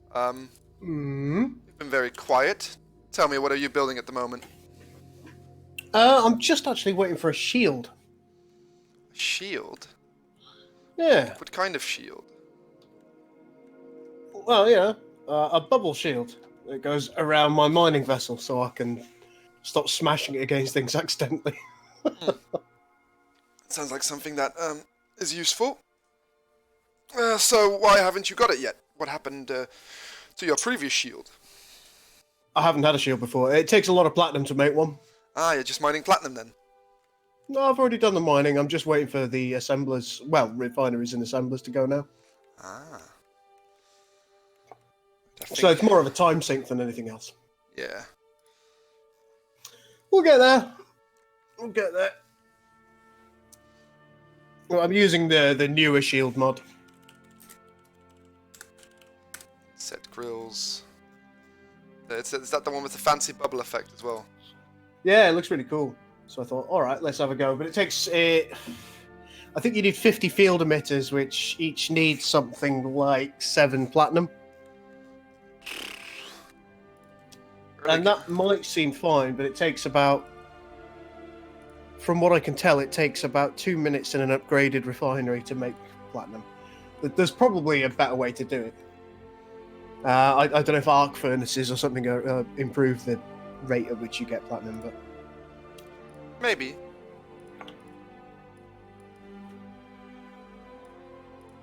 But either way, we'll get there in the end either way. I've got a little miner called the Flea, which makes me happy. Does he play bass very well? Is that a Red Hot Chili Peppers joke? Yes. Very good.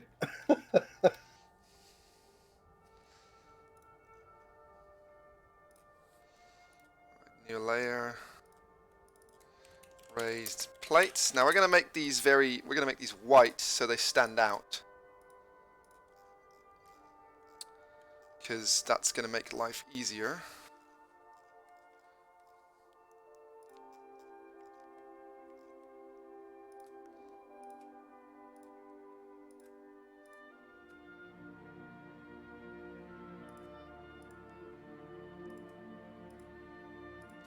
But they aren't going to be white on the texture, obviously.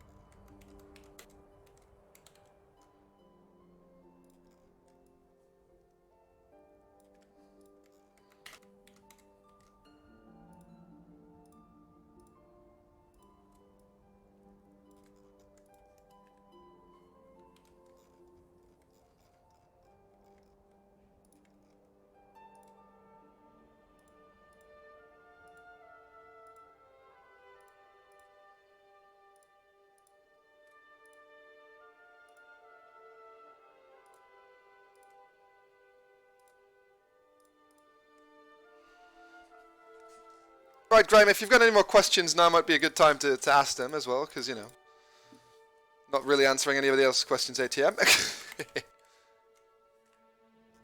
I'm not doing too well today with my keyboard and mouse. Might be the fact that I have a hangover. That might do it.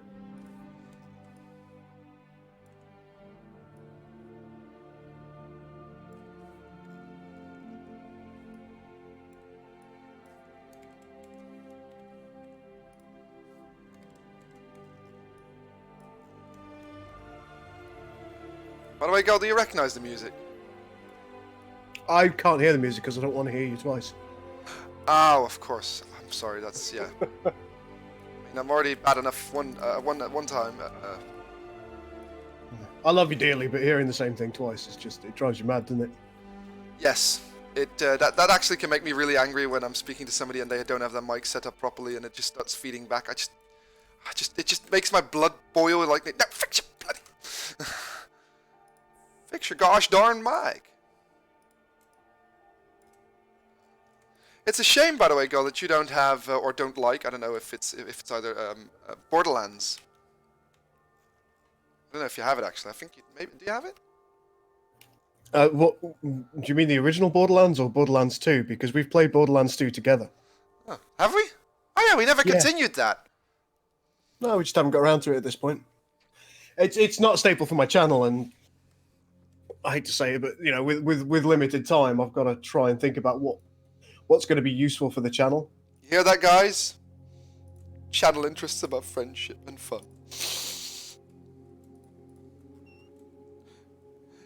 Oh, God, you're tearing me apart, Lisa. Oh wait, that's not a no. I shouldn't use that name. I shouldn't use that name.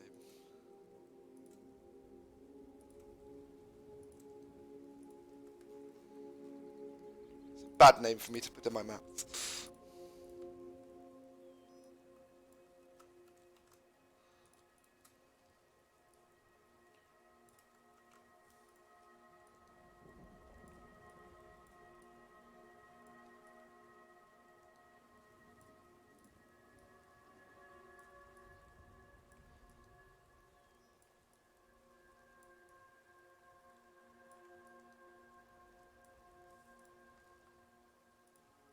Just going to see where the plates are going to go in the model, see if that looks alright. Yep, that's exactly kind of how I wanted them. Good, good, good, good.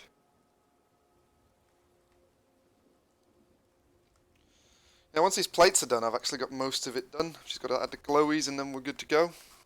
Because most of the detailing is going to come from Substance Painter. Ah, I see. So, you know, so scratches and wear and tear and stuff like that. Not Windows, though. No, not Windows.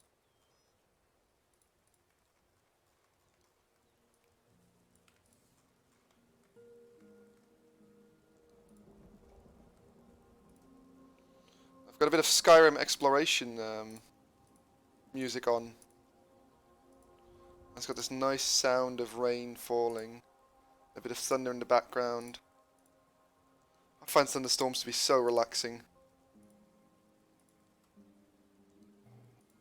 You know what I mean, buddy? It's like when you're in a thunderstorm, you're just chilling. A lot of my colleagues have earbuds, and when they're working on cases, that's something that they do. They get the old kind of weather sounds. I mean, I just listen to heavy metal. Dun dun dun dun dun dun dun dun dun dun dun dun dun.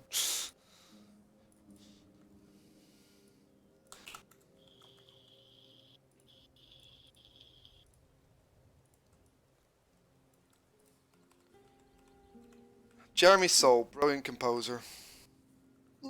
Got 40 out of the required 50 pieces now. Ah. It looks on the latest beta of the whole Shield mod thing. You can Cutting out there, buddy. oh, sorry. On the latest Shield thing, you can change the color of the bubble and stuff. So that's quite cool. Ooh. Trek bubbles, here we come. Well, yeah. There's blue tint, gold tint, cyan tint, stuff like that. Do, do, do, do, do, do.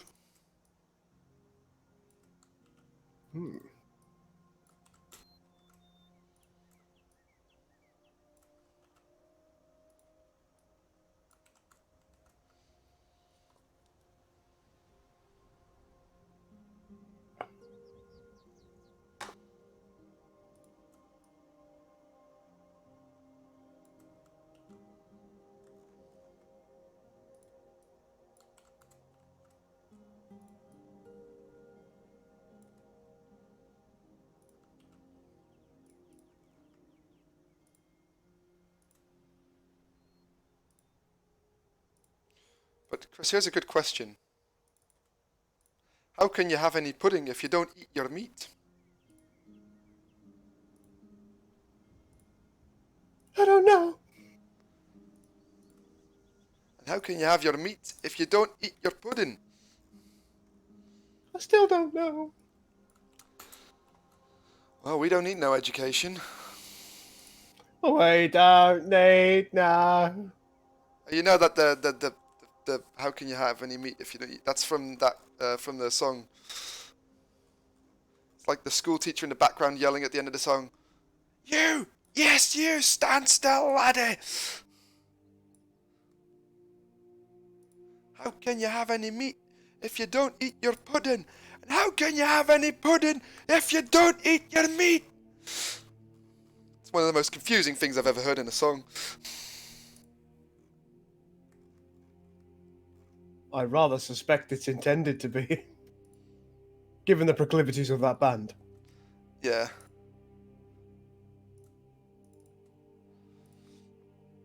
What are British schools like? I mean, do you all have to wear like stupid uniforms and everything in every school? Depends on the school. When I was a kid, we did. That's ridiculous. I thought it was okay. I mean, I've seen some articles about boys not being allowed to wear short trousers, even though it's really hot outside, but girls are allowed to wear skirts. It's like, well, that's kind of double standard. As you know, if it was a question, if it was a question of the nice thing about schools is they don't really need to explain themselves, which is useful. I think that's not very true. I think they have a responsibility towards the people in the school. Sorry about that, folks. I'm just stinking a little bit. I've noticed. Been sitting here for hours now doing this. How long has this bloody stream been going at this point? Let's have a look real quick. Where can I see how long it's been going? 2 hours already. Damn. Long enough. Still 7 people watching. So Oh, good on them. Apparently, I'm not boring them, which is good. Or I am boring them, and I just got this on in the background. It's just some calm. Or looking how I'm doing this stuff, Anyway, you're welcome. I'm glad you're here. You're very much welcome, everybody.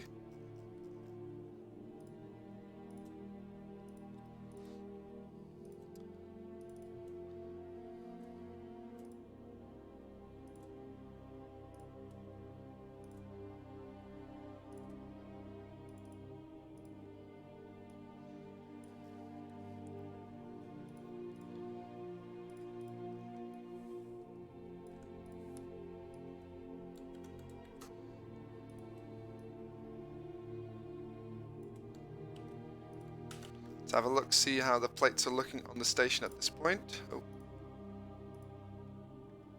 See, so we've already got quite a bit of plating done. We're going to need to do a bit of it on the underside, and then we're going to have to add some lighting details, such as windows. And once those are in, then we can do it in the Substance Painter.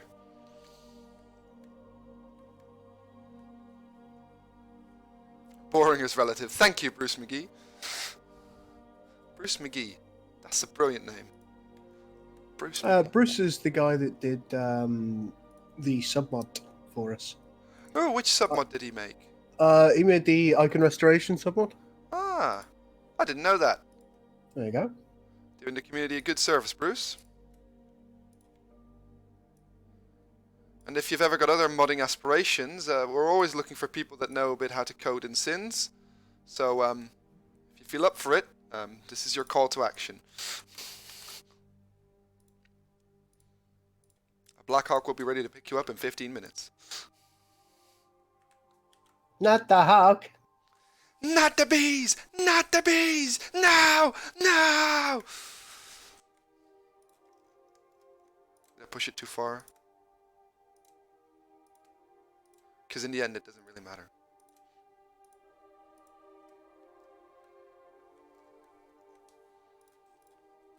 Yeah, you're gonna find that the iconography, by the way, Bruce, and AOTF is kind of like the like A3 after the changes, but each ship has their own icon type, so you know that makes it a bit easier to look at.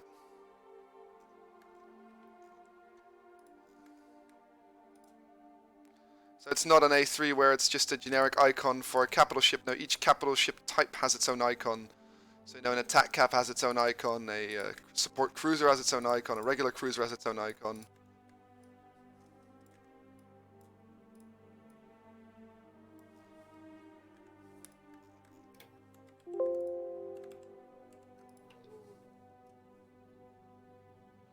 I bugged Gull about tooling for modding. What do you mean with that, Bruce? I mean, bugging Gull, I get that part. You know, it's a good thing, good on you. He likes being bugged by people. That is incorrect. Everybody, if you really want to help Gull, send him a PM about something completely uninteresting on ModDB. I'm not happy with this. I'm joking. I get that, and I can see why you think that, Bruce, but we wanted to make it a more tactical game. So, that you easily identify what ship type it is, no matter what faction you play. So you can easily see, you know, what you're dealing with. It's more for gameplay sake than for immersion sake, if that makes sense.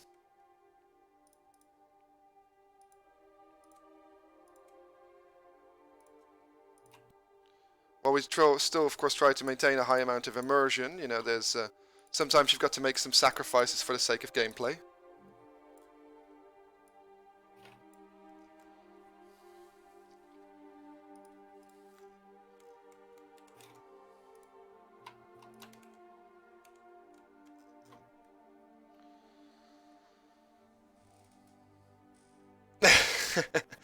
I don't know what you're talking about with string nut fans slipping through the cracks. Chris, get the gun.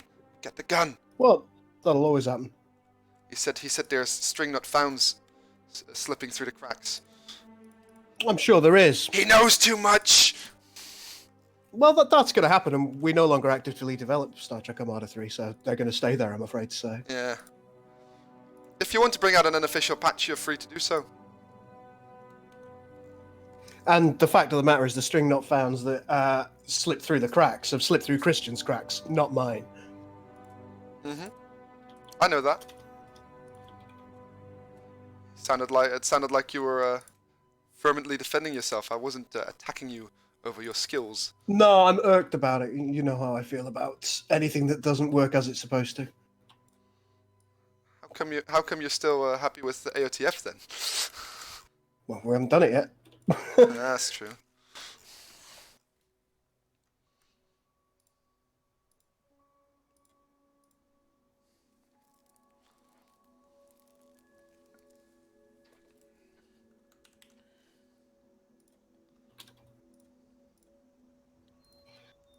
I genuinely feel like we should have had significantly more testing than we actually did. Yep, I agree. Can't change that now, can we? For IOTF, we're going to have a bit more thorough testing process. If it's Well, a, the trouble that we had is we didn't get any testing for TFF. it's because I It hate only to say, got delivered on the day. I think the issue with TFF is also that I guess people weren't as interested in it as they were in them.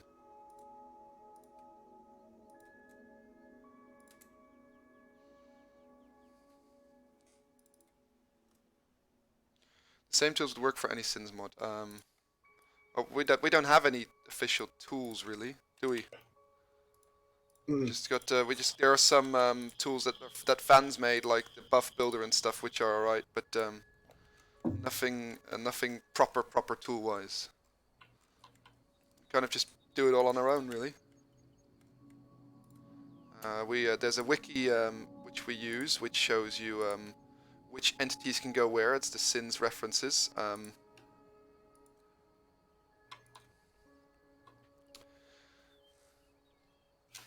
Okay, Matthew would ask, if Ironclad releases Sins of Solar Empire 3, actually it would be 2 really, will you do Star Trek Armada 4, love the mod, newbie to Star Trek, grew up with Next Gen? Well Matthew, it wouldn't necessarily be Armada 4, but I wouldn't be against making another Trek mod in that, depending on if the engine is as moddable as the current one. How would you feel about that, Go? Would you be up for making another Trek mod for that? If Sins 2 comes out? Yeah. Well, it couldn't hurt to try it, But you'd rather do your own IP on a different engine, wouldn't you? On a custom yeah, engine? I really would. I mean, as much as I love Star Trek, I think I would love something that we could have creative input in more. Well, to be fair, I think that's what's the nice part about the current era that we're doing is, isn't it? We've got a lot more choice to make, to how things are working. We're a lot less limited in this one. Well, yeah, still the limitations still exist, don't they? Like we can't just do a discovery and and throw all the shit out the window, can we? True. So look at that go. I've got the plating done on the big things there that needed to be done. Yeah, still a bunch of places that need some plating, but it's a lot less now. It should be. Then I can do windows and glowy stuff. Windows and glowy stuff. So Bruce, what tools did you write? Kind of curious now.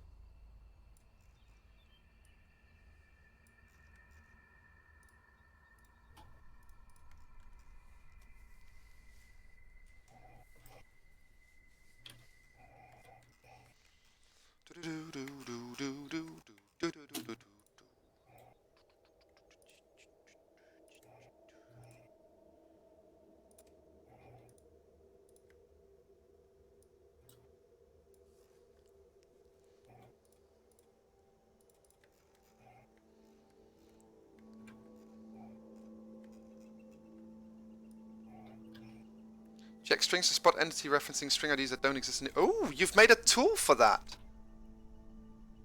Chris, why don't we have that tool? Hmm. Bruce What's wrote this? Bruce wrote a tool which checks all the entities for missing string entries. So if I'm understanding you correct, basically it checks the entity file and then checks the string file and if an existing string exists, if the string exists.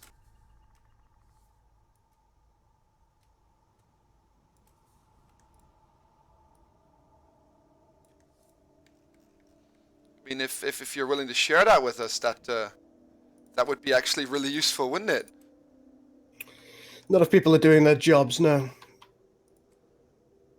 What's that a reference to, Gal? Why are you suddenly so hostile? Hmm? Why are you suddenly so hostile? I just mean if we're making strings as we go. Well, you know how I feel about that. And we know how somebody else felt about that. I don't think that's a point that's necessary to bring up again because it was a very Long argument. yeah, with a very with somebody who could be very stubborn at times. The only thing I'm guilty of, Chris, is I haven't done description strings for everything I've built. No, I'm gonna have to go through that.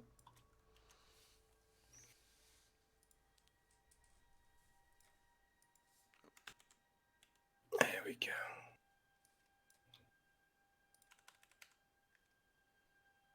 Have I done that right? No. You are correct. I have not. I knew it. Sod it. No, no, no, no, no. No, no, no, my friend. Alright, so I think the edgeware is going to do a lot with that.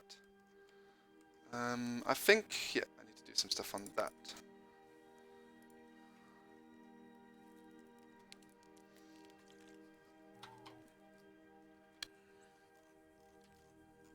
Well, Bruce, do you have any other skills when it comes to modding? Because sounds like you know your stuff.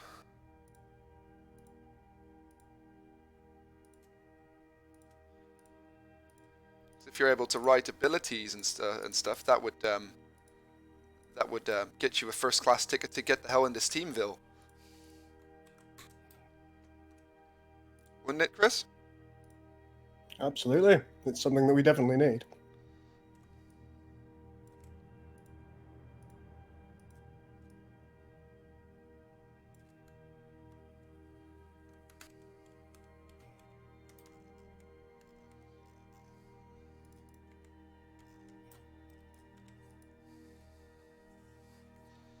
Standing on the shoulders of giants. Oh, I forgot that YouTube has that delay, doesn't it?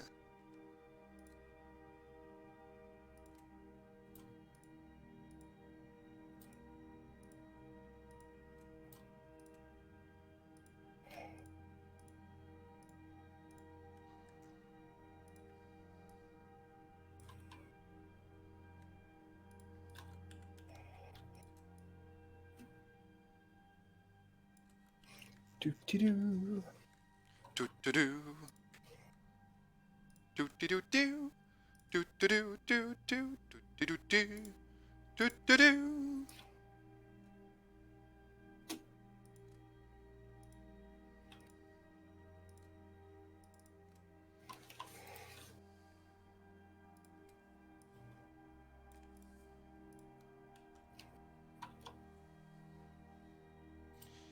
I barely understood how the imaging works, not sure how effective I'd be at coding. Ah, that's a shame.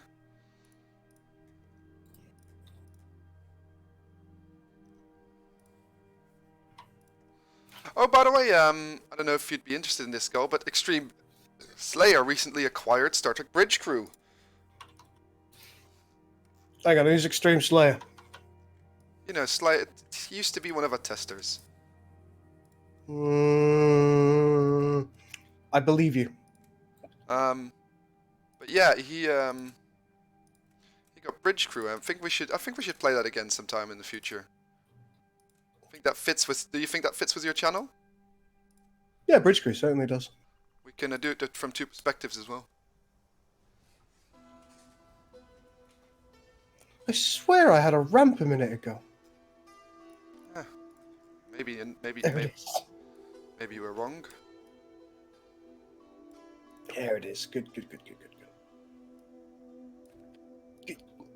Easy, good. Давай. It's a shame you're not listening through the stream because I would have put on hard bass now. Like...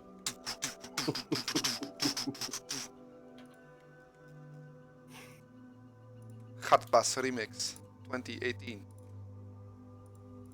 Gull Edition. Gull, it works. Hard Bass by Gull.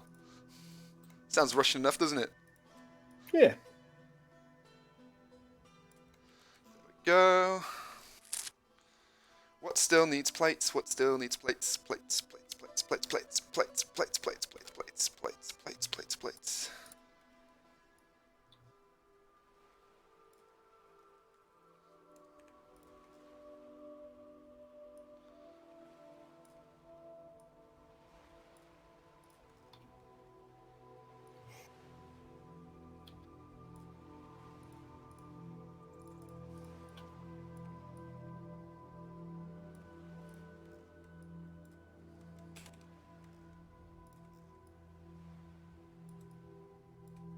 Oh, my shield's done. Shields! Activate race shields.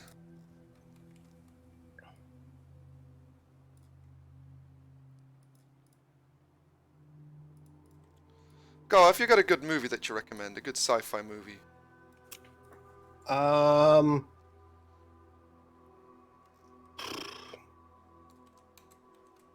Do you know what? I don't watch a lot of sci-fi movies, if I'm honest.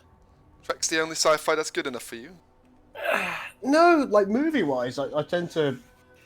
I go for pretty weird. I like I like things like zombie movies or post-apocalyptic movies. I'm a bit of a 28 days later, the stuff like that? yeah, stuff like that. I really love. Saw one recently called Cargo, which was good. Hang on, let me just sign into Netflix and have a look at my list. I'm bound to have something in there.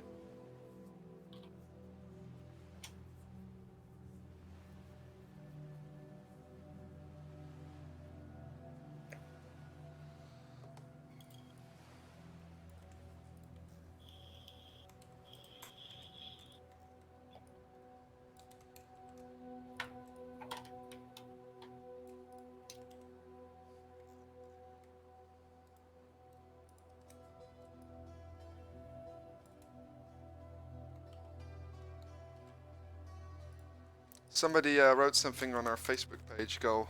Might be interesting to take a look. You might want to say yes on that thing he mentioned in the thing. You'll see it when you read it. Considering we've got things set up for that now.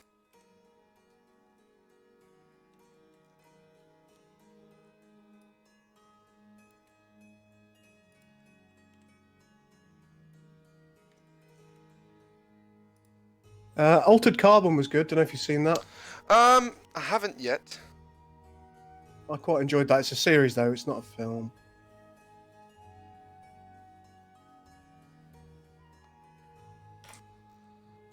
I've seen bits of it. It was alright. I've wanted to watch it, but I never really got the time to do it. I still need to watch the latest episode of what's it called?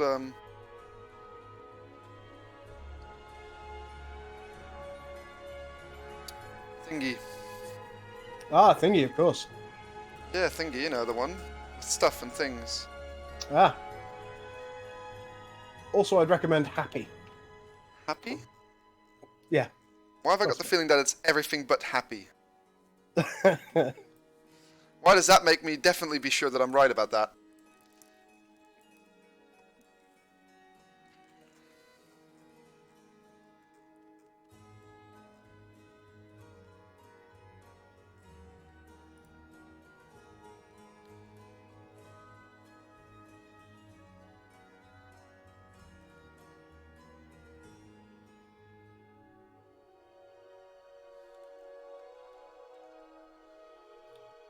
Alright, cool.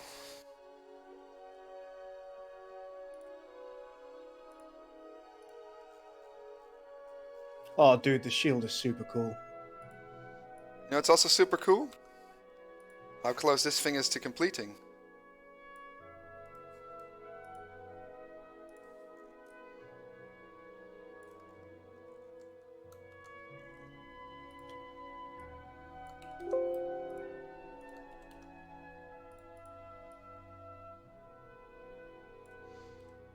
God, once this bit is complete, then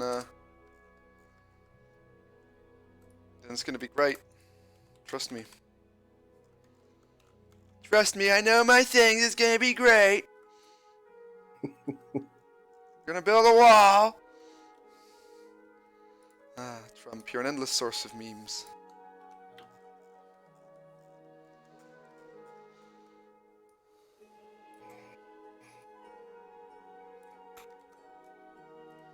Still think that we're going to build a subspace graviton generator and make Bejor pay for it. Sorry, subspace graviton field generator.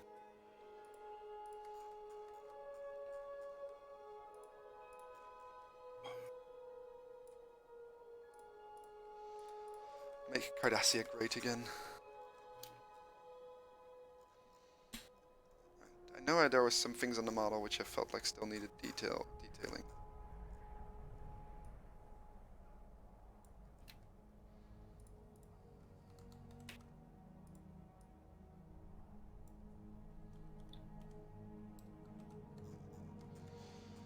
Alright, that's gonna get that.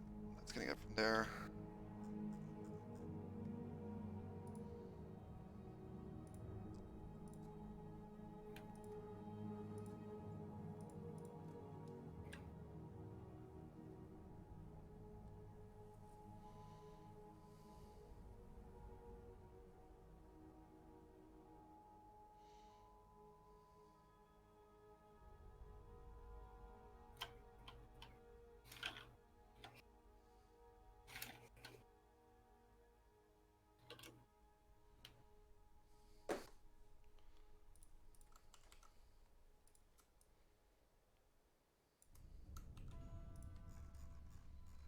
Let's see if there's any place where I'm thinking this place still needs plates.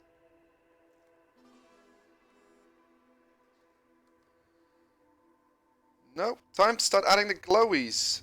So now I'm going to add structures that are going to glow to the model. So I'm going to add the windows, and I'm going to add glowing lines for certain things. And once that is done, I'm going to port this to Substance Painter in order to actually make it look really pretty, because now it's just like a mess of white and green and grey.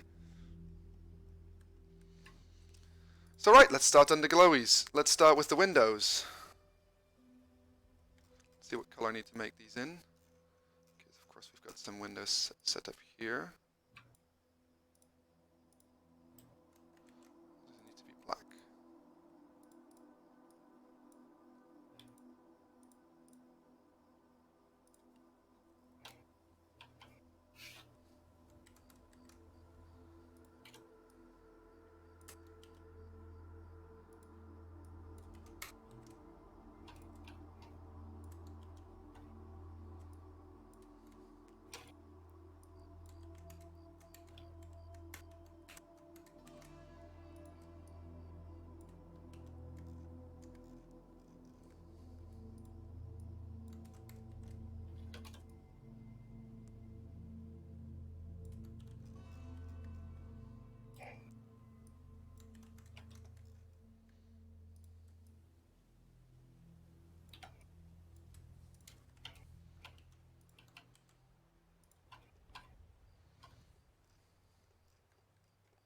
There we go. Suddenly, you start getting a sense that there's stuff to this thing.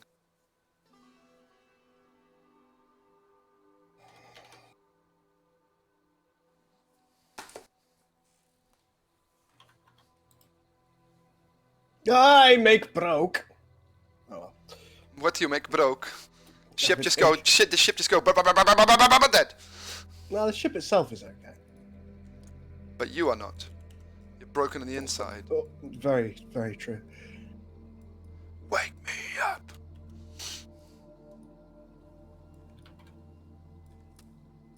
Save me. I was hoping that you're going to scream that. Fine. Warum nicht? Schweinhund. What am I looking for here? You're looking for love.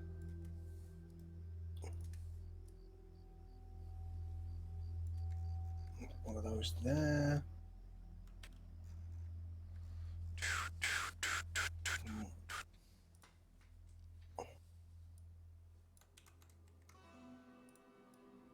Get rid of that.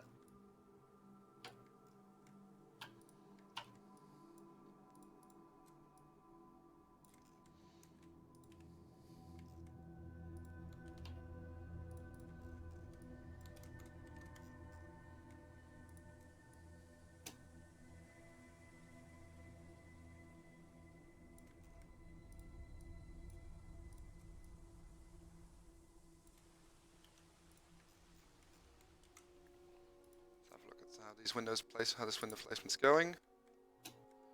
That's good. Seems alright. Yeah, good. Time to add some to the tower.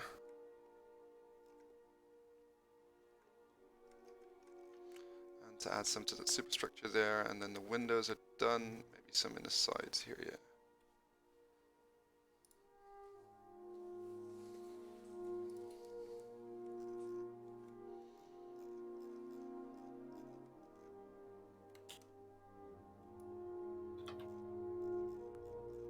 So one of those. One of those. One of us. Gooble gobble, one of us. One of those. By the way, question to the people watching the stream: what is your all-time favorite Star Trek game?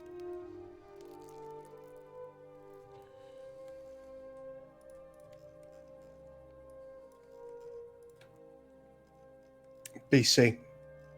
Really? Yep. Kind of surprising that one. Why not? Oh, you never seem to mention it. Well, it's just the one I regard as the best. Oh, that's definitely true, but without a doubt, it's the best Trek game ever made. But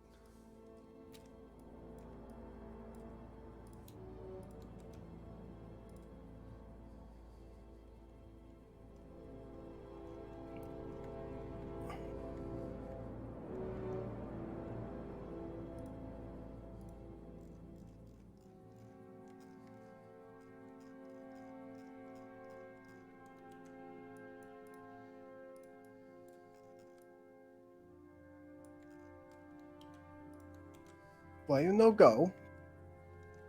Why you no make oxy? 'cause you not got that shit airtight. I'm pretty sure I have. Now, you done goofed.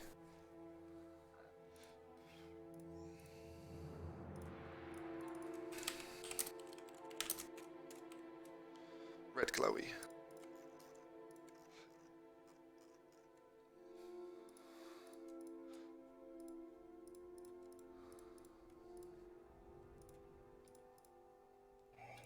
I just can't see where I'd be lacking pressure here. Well, you're not under pressure, are you? Ayo! Doom, doom, doom, doom, doom, doom. Blim, blim.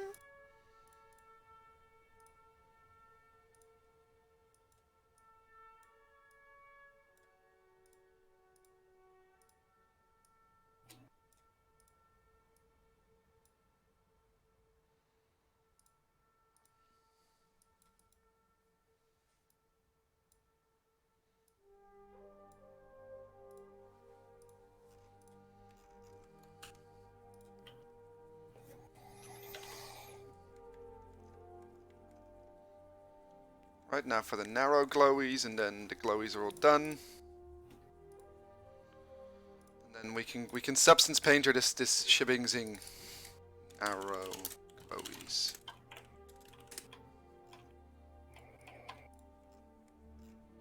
Let's find all the narrow glowies.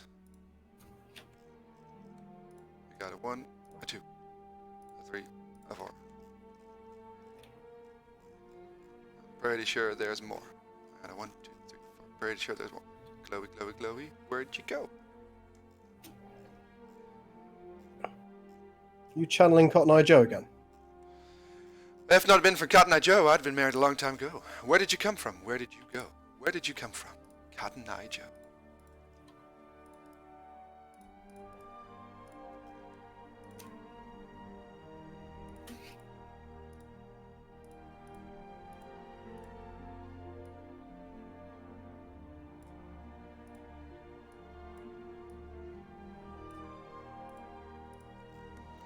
Not sure if that's all of them or if I missed some.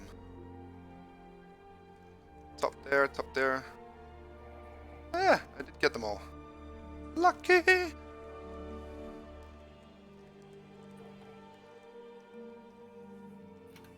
Alright.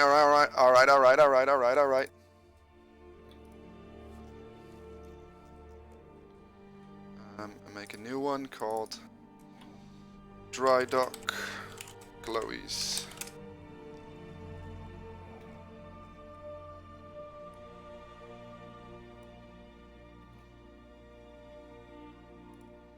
It's going to be white. It's going to be off-white when it's...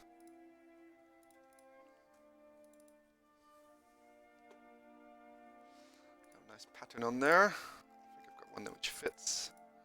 There we go, that works. A new shadow. Slight. And an inner glow from the center, which is a slight yellow. Maybe add a color overlay. Multiply.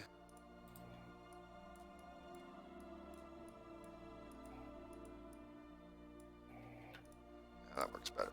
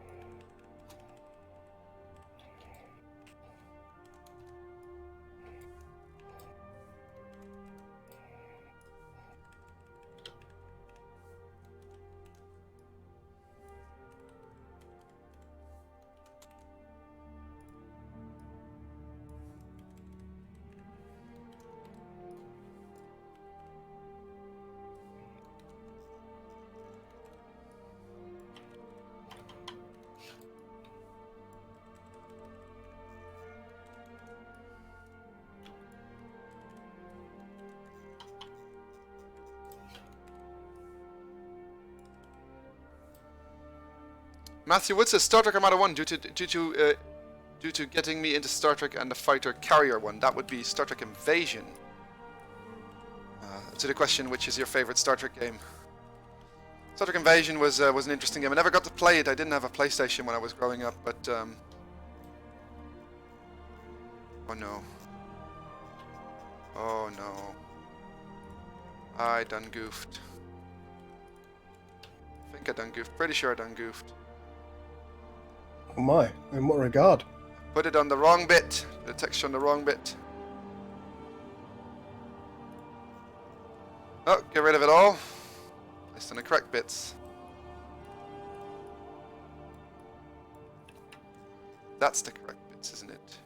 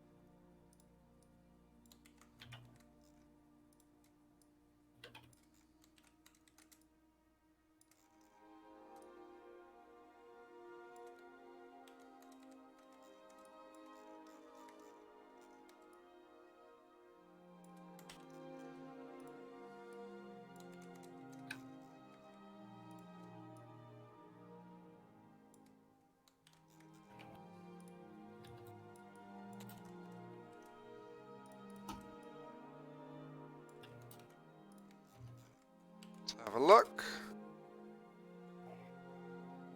There we go. That's the correct bits where it needed to be on. Did we get all of them? No, I see we're still missing a few.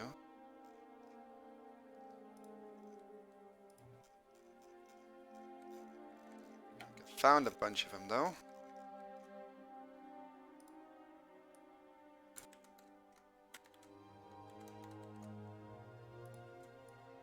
That's definitely two of them.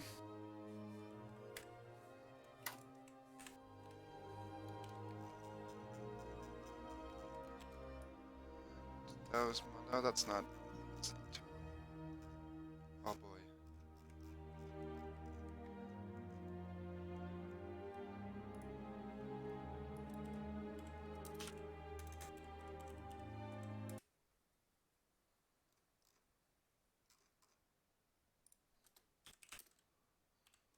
Just switching music, people. Oh.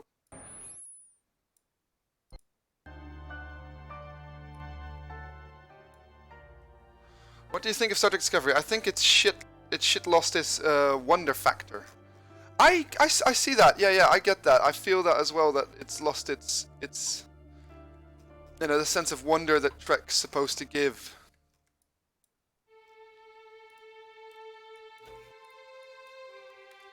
But if anyone can tell which game this, which soundtrack this game, which game this soundtrack is from, you'll make me very happy.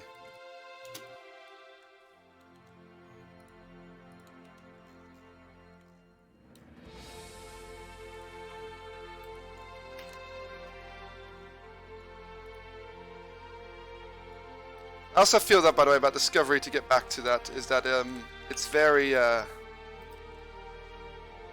whatchamacallit?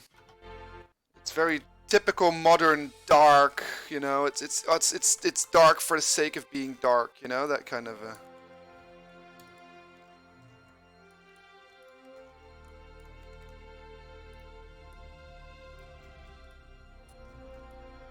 And I felt that they handled the war with the Klingons just wrong.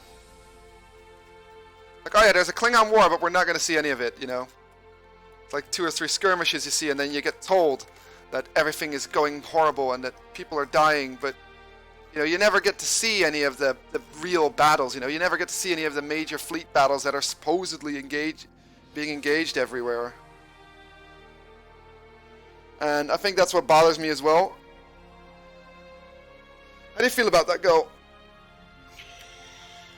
Yeah, the game's a bit. The show's a little bit that way inclined, isn't it?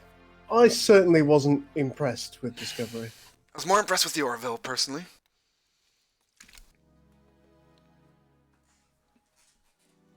I think, Go, that this is where the fun part of the texturing starts to begin. Oh my! Because look, it's all the paneling, the windows, the glowies, they're all on there.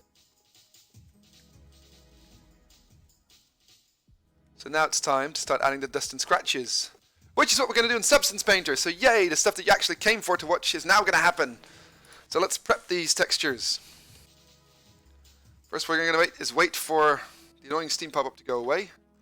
What we're going to do is we're going to keep all the glowies on there, we're going to keep all the windows on there, but we're going to turn off the raised plates. But we're going to keep the inset grills. The grills and the inset grills, they're going to be on there because I want this to be part of the diffuse texture as well. So this will be our base texture.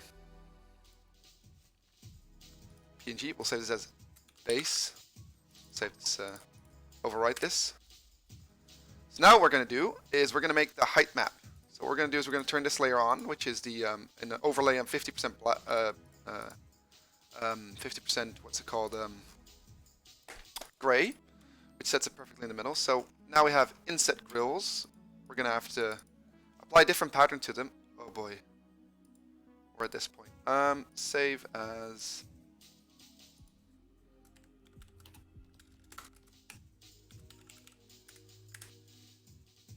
Folks, give me a sec. It's just being a bit of an annoyance. My Photoshop is pretty much crashing, so when I start it up now, it'll give an error. Luckily, I was able to save it all.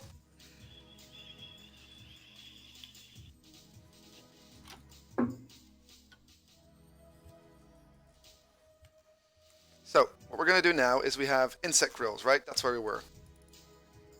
What we're going to have is we're going to change this pattern to a grayscale pattern of grid lines. So something like that matches that size.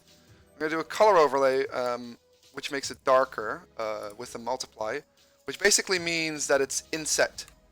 And we're going to do something different to the regular grills. The regular grills, which are set in certain things, are just going to have that pattern on there. So let's make them a bit smaller, which give them a bit more of an extreme height. What we're going to do is we're going to make the windows, we're going to give them a color overlay. They're completely black, so the windows will be inset into the hull. And with the red glowies, we're going to add, just keep the pattern overlay on, and change their opacity to normal. So the opacity to full, so you get that effect. And we're going to do the same with the narrow glowies.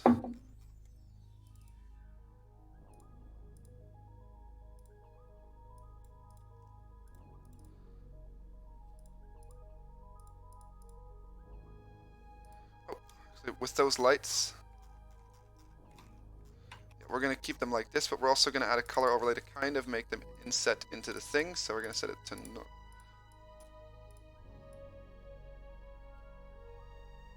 So kind of get that. All right, so that's the height map. Now, folks, this is where the fun stuff starts to begin, because it's going to look real good in a second. I think this is the part which Go actually finds interesting in comparison to the boring stuff that I was doing just in a minute. And finally, we need just one more thing. If I'm honest, I quite appreciate the boring stuff as well. Ah, I appreciate that. Alright, so now we're going to save that as our emissive map. Base emissive. I'm not going to save that. I'm going to close that, and we're just going to take the base texture. I'm going to turn that grayscale. The west saturation is going to be the grays, and we're going to make that a nice specular map. Now, at this point, you might be thinking, how on earth is something nice going to come out of this thing? Well, you're about to see.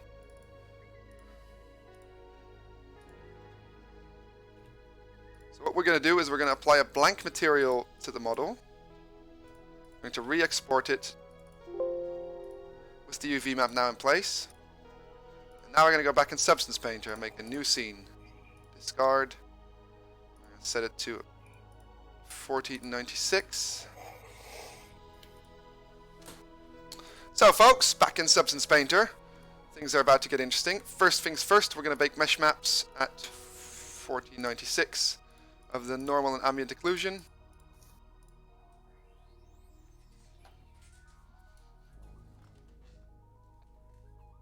So happy that I'm able to do this bit now.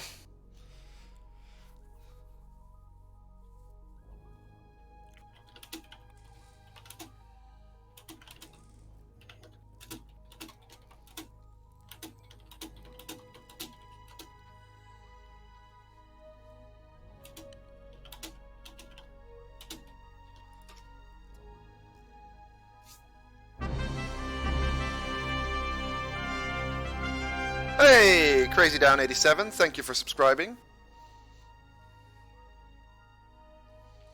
Alright, so now that we've baked the AO map, I'm missing polygon there. Well, it's not biggie. Should be right, nobody's going to notice that. They'll never know. Perfect. And thank you, Dalek Seth, for subscribing as well. Alright, we're going to import these to our current session. Now, unlike before, where it looked a bit odd, now the textures are going to look a lot better. So what we're going to do is we're going to get a new fill layer. We're going to assign our base texture as a diffuse color. So we've seen this already, you know, without everything. So now we're going to add the base specular color to the glossiness because of how Sins work. So look at that, nice shine on there. We're going to add the emissiveness, which is the glowies. Look at that, they all just turned on.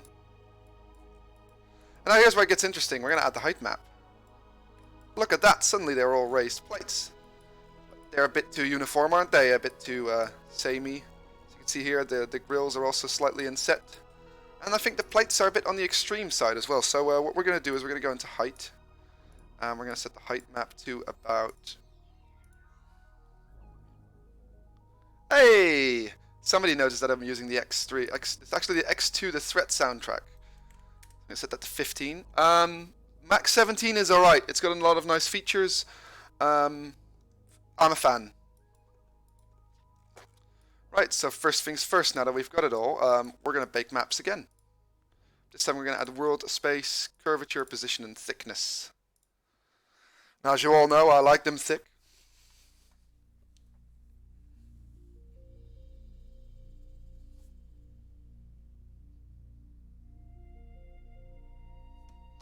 The This is going to take a few minutes because, baking it on this resolution is going to, take a while.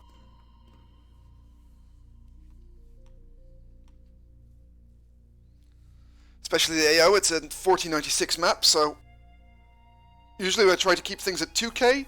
There are a couple of ships which are exceptions. For example, the Klingon sarcophagus ship we've done, or at least our take on it, has got a 4096 map as well. Yeah. And I think there's some bigger fed ships which, if you combine the amount of textures they use, they come up to 4096 as well.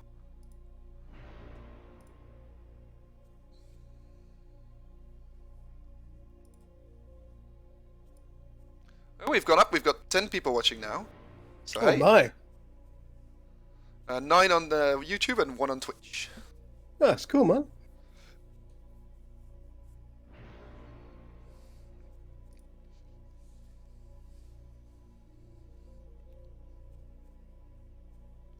So let's see, come on. There we go, bake finished. You might not notice much, but it's going to help us when we do the next step.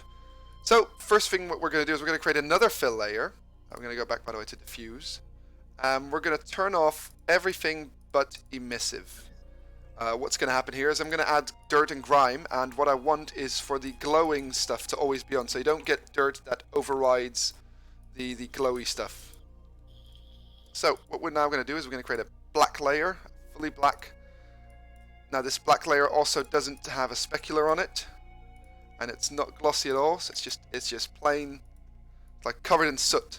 You can now see also that where we have the lights on everything, and windows. So what we're going to do with this is we're going to add a black mask. Hey, it's gone again. And to that we're going to add a generator, and we're going to add a dirt generator. Oh, my computer froze for just a second. Is the stream still up? Check. Seems to be. Oh. The YouTube stream seems up, but the Twitch stream seems down. Just a second, folks. I'll be right back. When I did the thing, it went crazy. Right, and we should be back up again.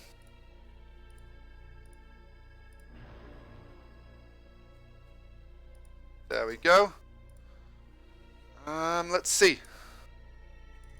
Now, if you look now, it's got a lot of dirt and grime. This suddenly adds a lot already to the texture. Look at that goal. Suddenly the mesh has a lot more to it, doesn't it? Like it's no longer this base texture. So what we're first going to do is just to make the things render a bit faster, we're going to set it to 2048. And I can scale that up later if I want to. This will just make the program run a bit better. So what we're going to do first is we're going to add the micro heights. We're going to add our height map as an extra layer that the grime uses to render itself. So look, as you see, it suddenly adds the grime around all the edges as well. And that's something you really want on a station this size because, it's going to add dust around all the details. But it's a bit much around the details. So what I'm going to do is I'm going to see if I can... The radius needs to be a bit lower, but not too much. And we're going to set that to 0.04. So look now, they've still got you can still see them, but they're not as pronounced as they were. Now we're going to just mess with the grunge itself, and we're going to just make it tone down the contrast a bit, and let's see, how dirty do we want the station? I think we want the station reasonably dirty. Just going to set this to higher resolution to see what it looks like with it. This usually takes a couple of seconds to compute.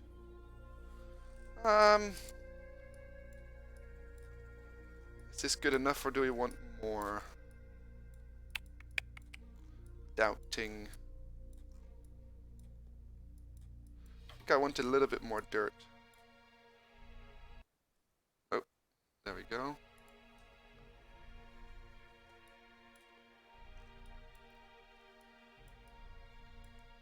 I set that back to 2048 for the purpose of, it working better. Yeah, all right. So this is all right. Maybe just a little bit more contrast or less contrast. I think this is nice. Right, next step. I'm going to add more dirt, because why not more dirt? It's going to be brown dirt.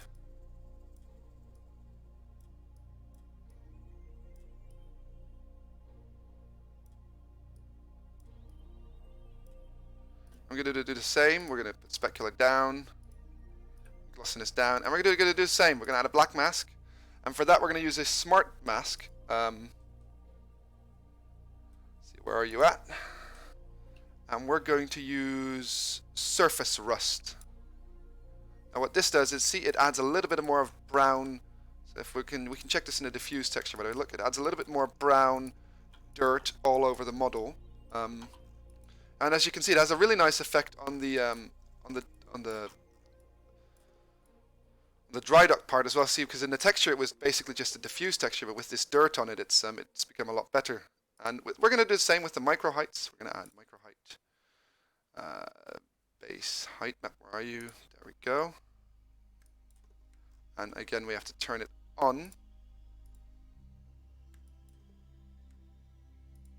So as you can see now, it recognizes where the plate lines are and kind of builds around that. Now with this, I usually try to do a bit less with this because we don't want this super dirty station, of course. But I think in this case, you know, considering it's like a station that's being used for ship construction. Pretty consistently, I would expect. Sorry? Pretty consistently, I would expect. Yeah, you know, this is a ship construction station, you know. It's not going to be clean. It's going to be dirty, you know. They're going to be Klingons working there with their arms all stuck in grease. But one thing is, I think I'm going to add another layer of dirt, which is going to be another black layer. And we're going to make that black again, because there's some other type of edge dirt that I kind of want. Let's see, where is it? Not edge rust, edges blur, where is it?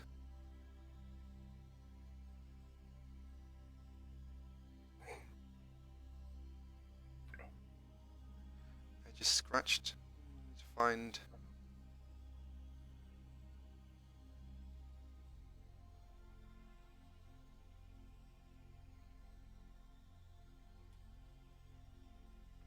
Forgot which one I used for that.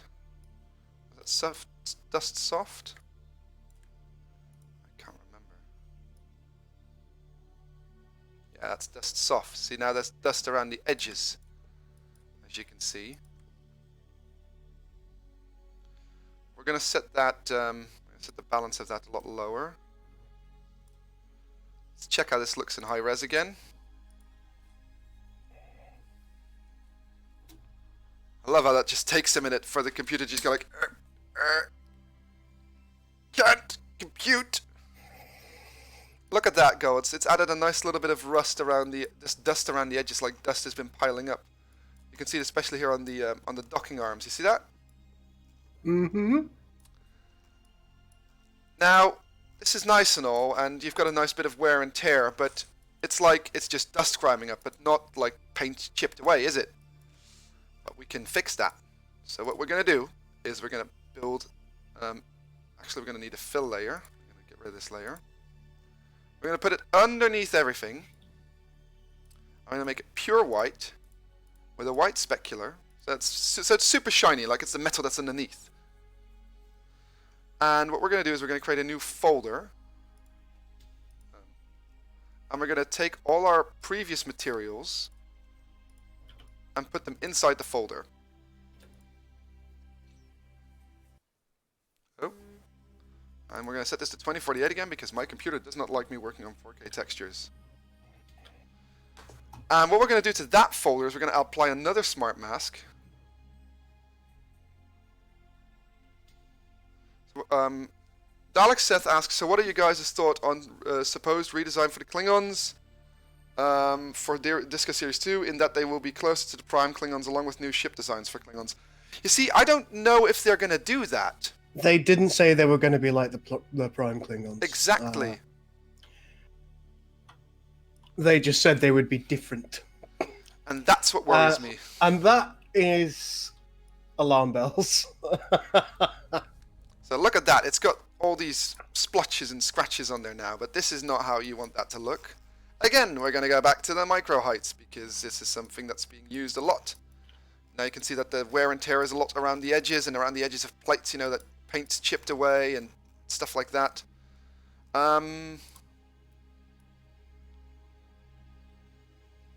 Set the intensity, and we're going to set the details to have a high effect. Now what we're going to do is we're going to turn triplanar on, which gives such a better result. Does it though? Does it? Yes. We're going to get rid of a lot of the... We're going to get rid of a bit of the grunge, so we're going to keep it like this. Put the contrast higher. And we're going to just tone down the level. So you get these little subtle scratches. You see that? Like there's little nicks of paint and stuff being taken away due to its prolonged wear and tear.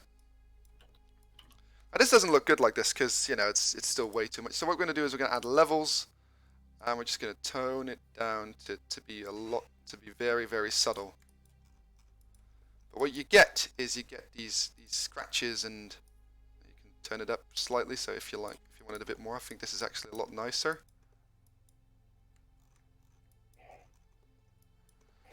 And let's have a look at that with, see, if we put it on full, it will look like this. That's kind of stupid. So let's put that way, way low, somewhere around here. And let's have a look at that with the original texture size.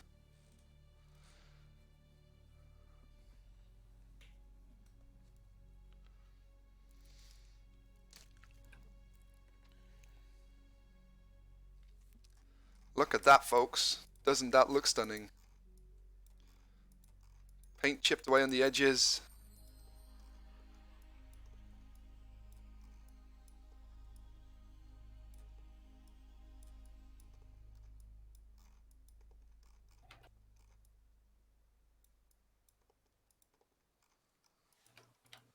Especially around doors, you know, you've got these damaged doors, you've got dirt. Go, what do you think of the result? It's looking good so far. All I need to do really is a light map bake, and then I can call it done.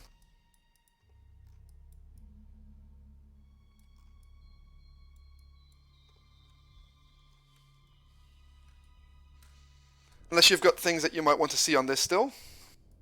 No, I'm quite happy with it. You know, take away the docking arms, right, and you've practically got the outpost from Armada 3. It's not too far off, is it? No. I think if I'd removed the spikes, it wouldn't have looked like it, but I feel that they do add that sense of Klingonese.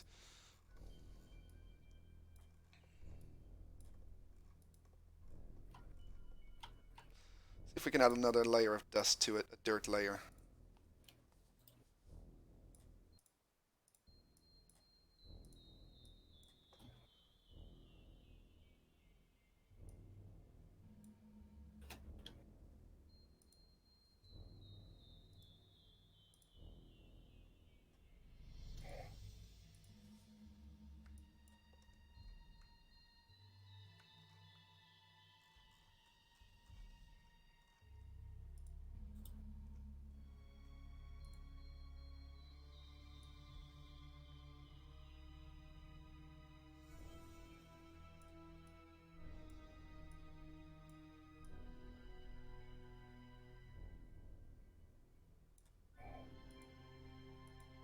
No, that's too much. I'm gonna get rid of this layer.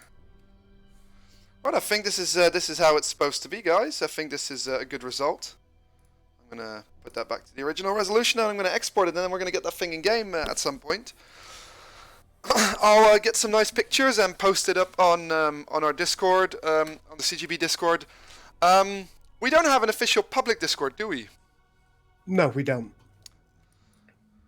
Well, you know, I don't see why we really needed it either way. Something that we may choose to do in the future. You never know. Yeah. So, folks, any questions, comments? Because I think this is pretty much the end of the stream. I'm gonna save this as Klingon Econ. Logistic Starbase. Now we're going to give our existing ships also the substance painter treatment, which will make them look a lot nicer. There's some. So if you've watched on the CGB Discord, you would have seen a bunch of Klingon ships that have gone through the treatment, and there's a bunch of people that really, really like how they turned out. And well, if you have any questions, I'm always on the CGB Discord. You can always ask me a question on there. I'll be known as Galron Gaming, with Max as a thingy behind it. What's that? Yep. What's that? What's what? That. I don't know. Huh.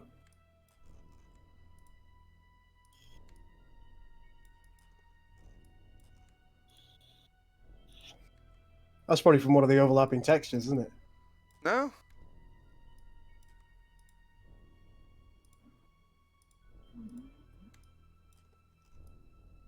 Huh. I can fix that by copy and pasting it on the texture. Anyway. It's being weirdly rendered. It's alright. Not too bad. Yeah, Truckyards knows about this mod. But anyway, folks, that's going to be the end of the stream. I hope you enjoyed it. I hope you found it informative. And like I said, if you have any questions, you know where to find me. So I'd say I'm going to be out and have a really, really nice Sunday afternoon. Bye-bye. Bloody brutal.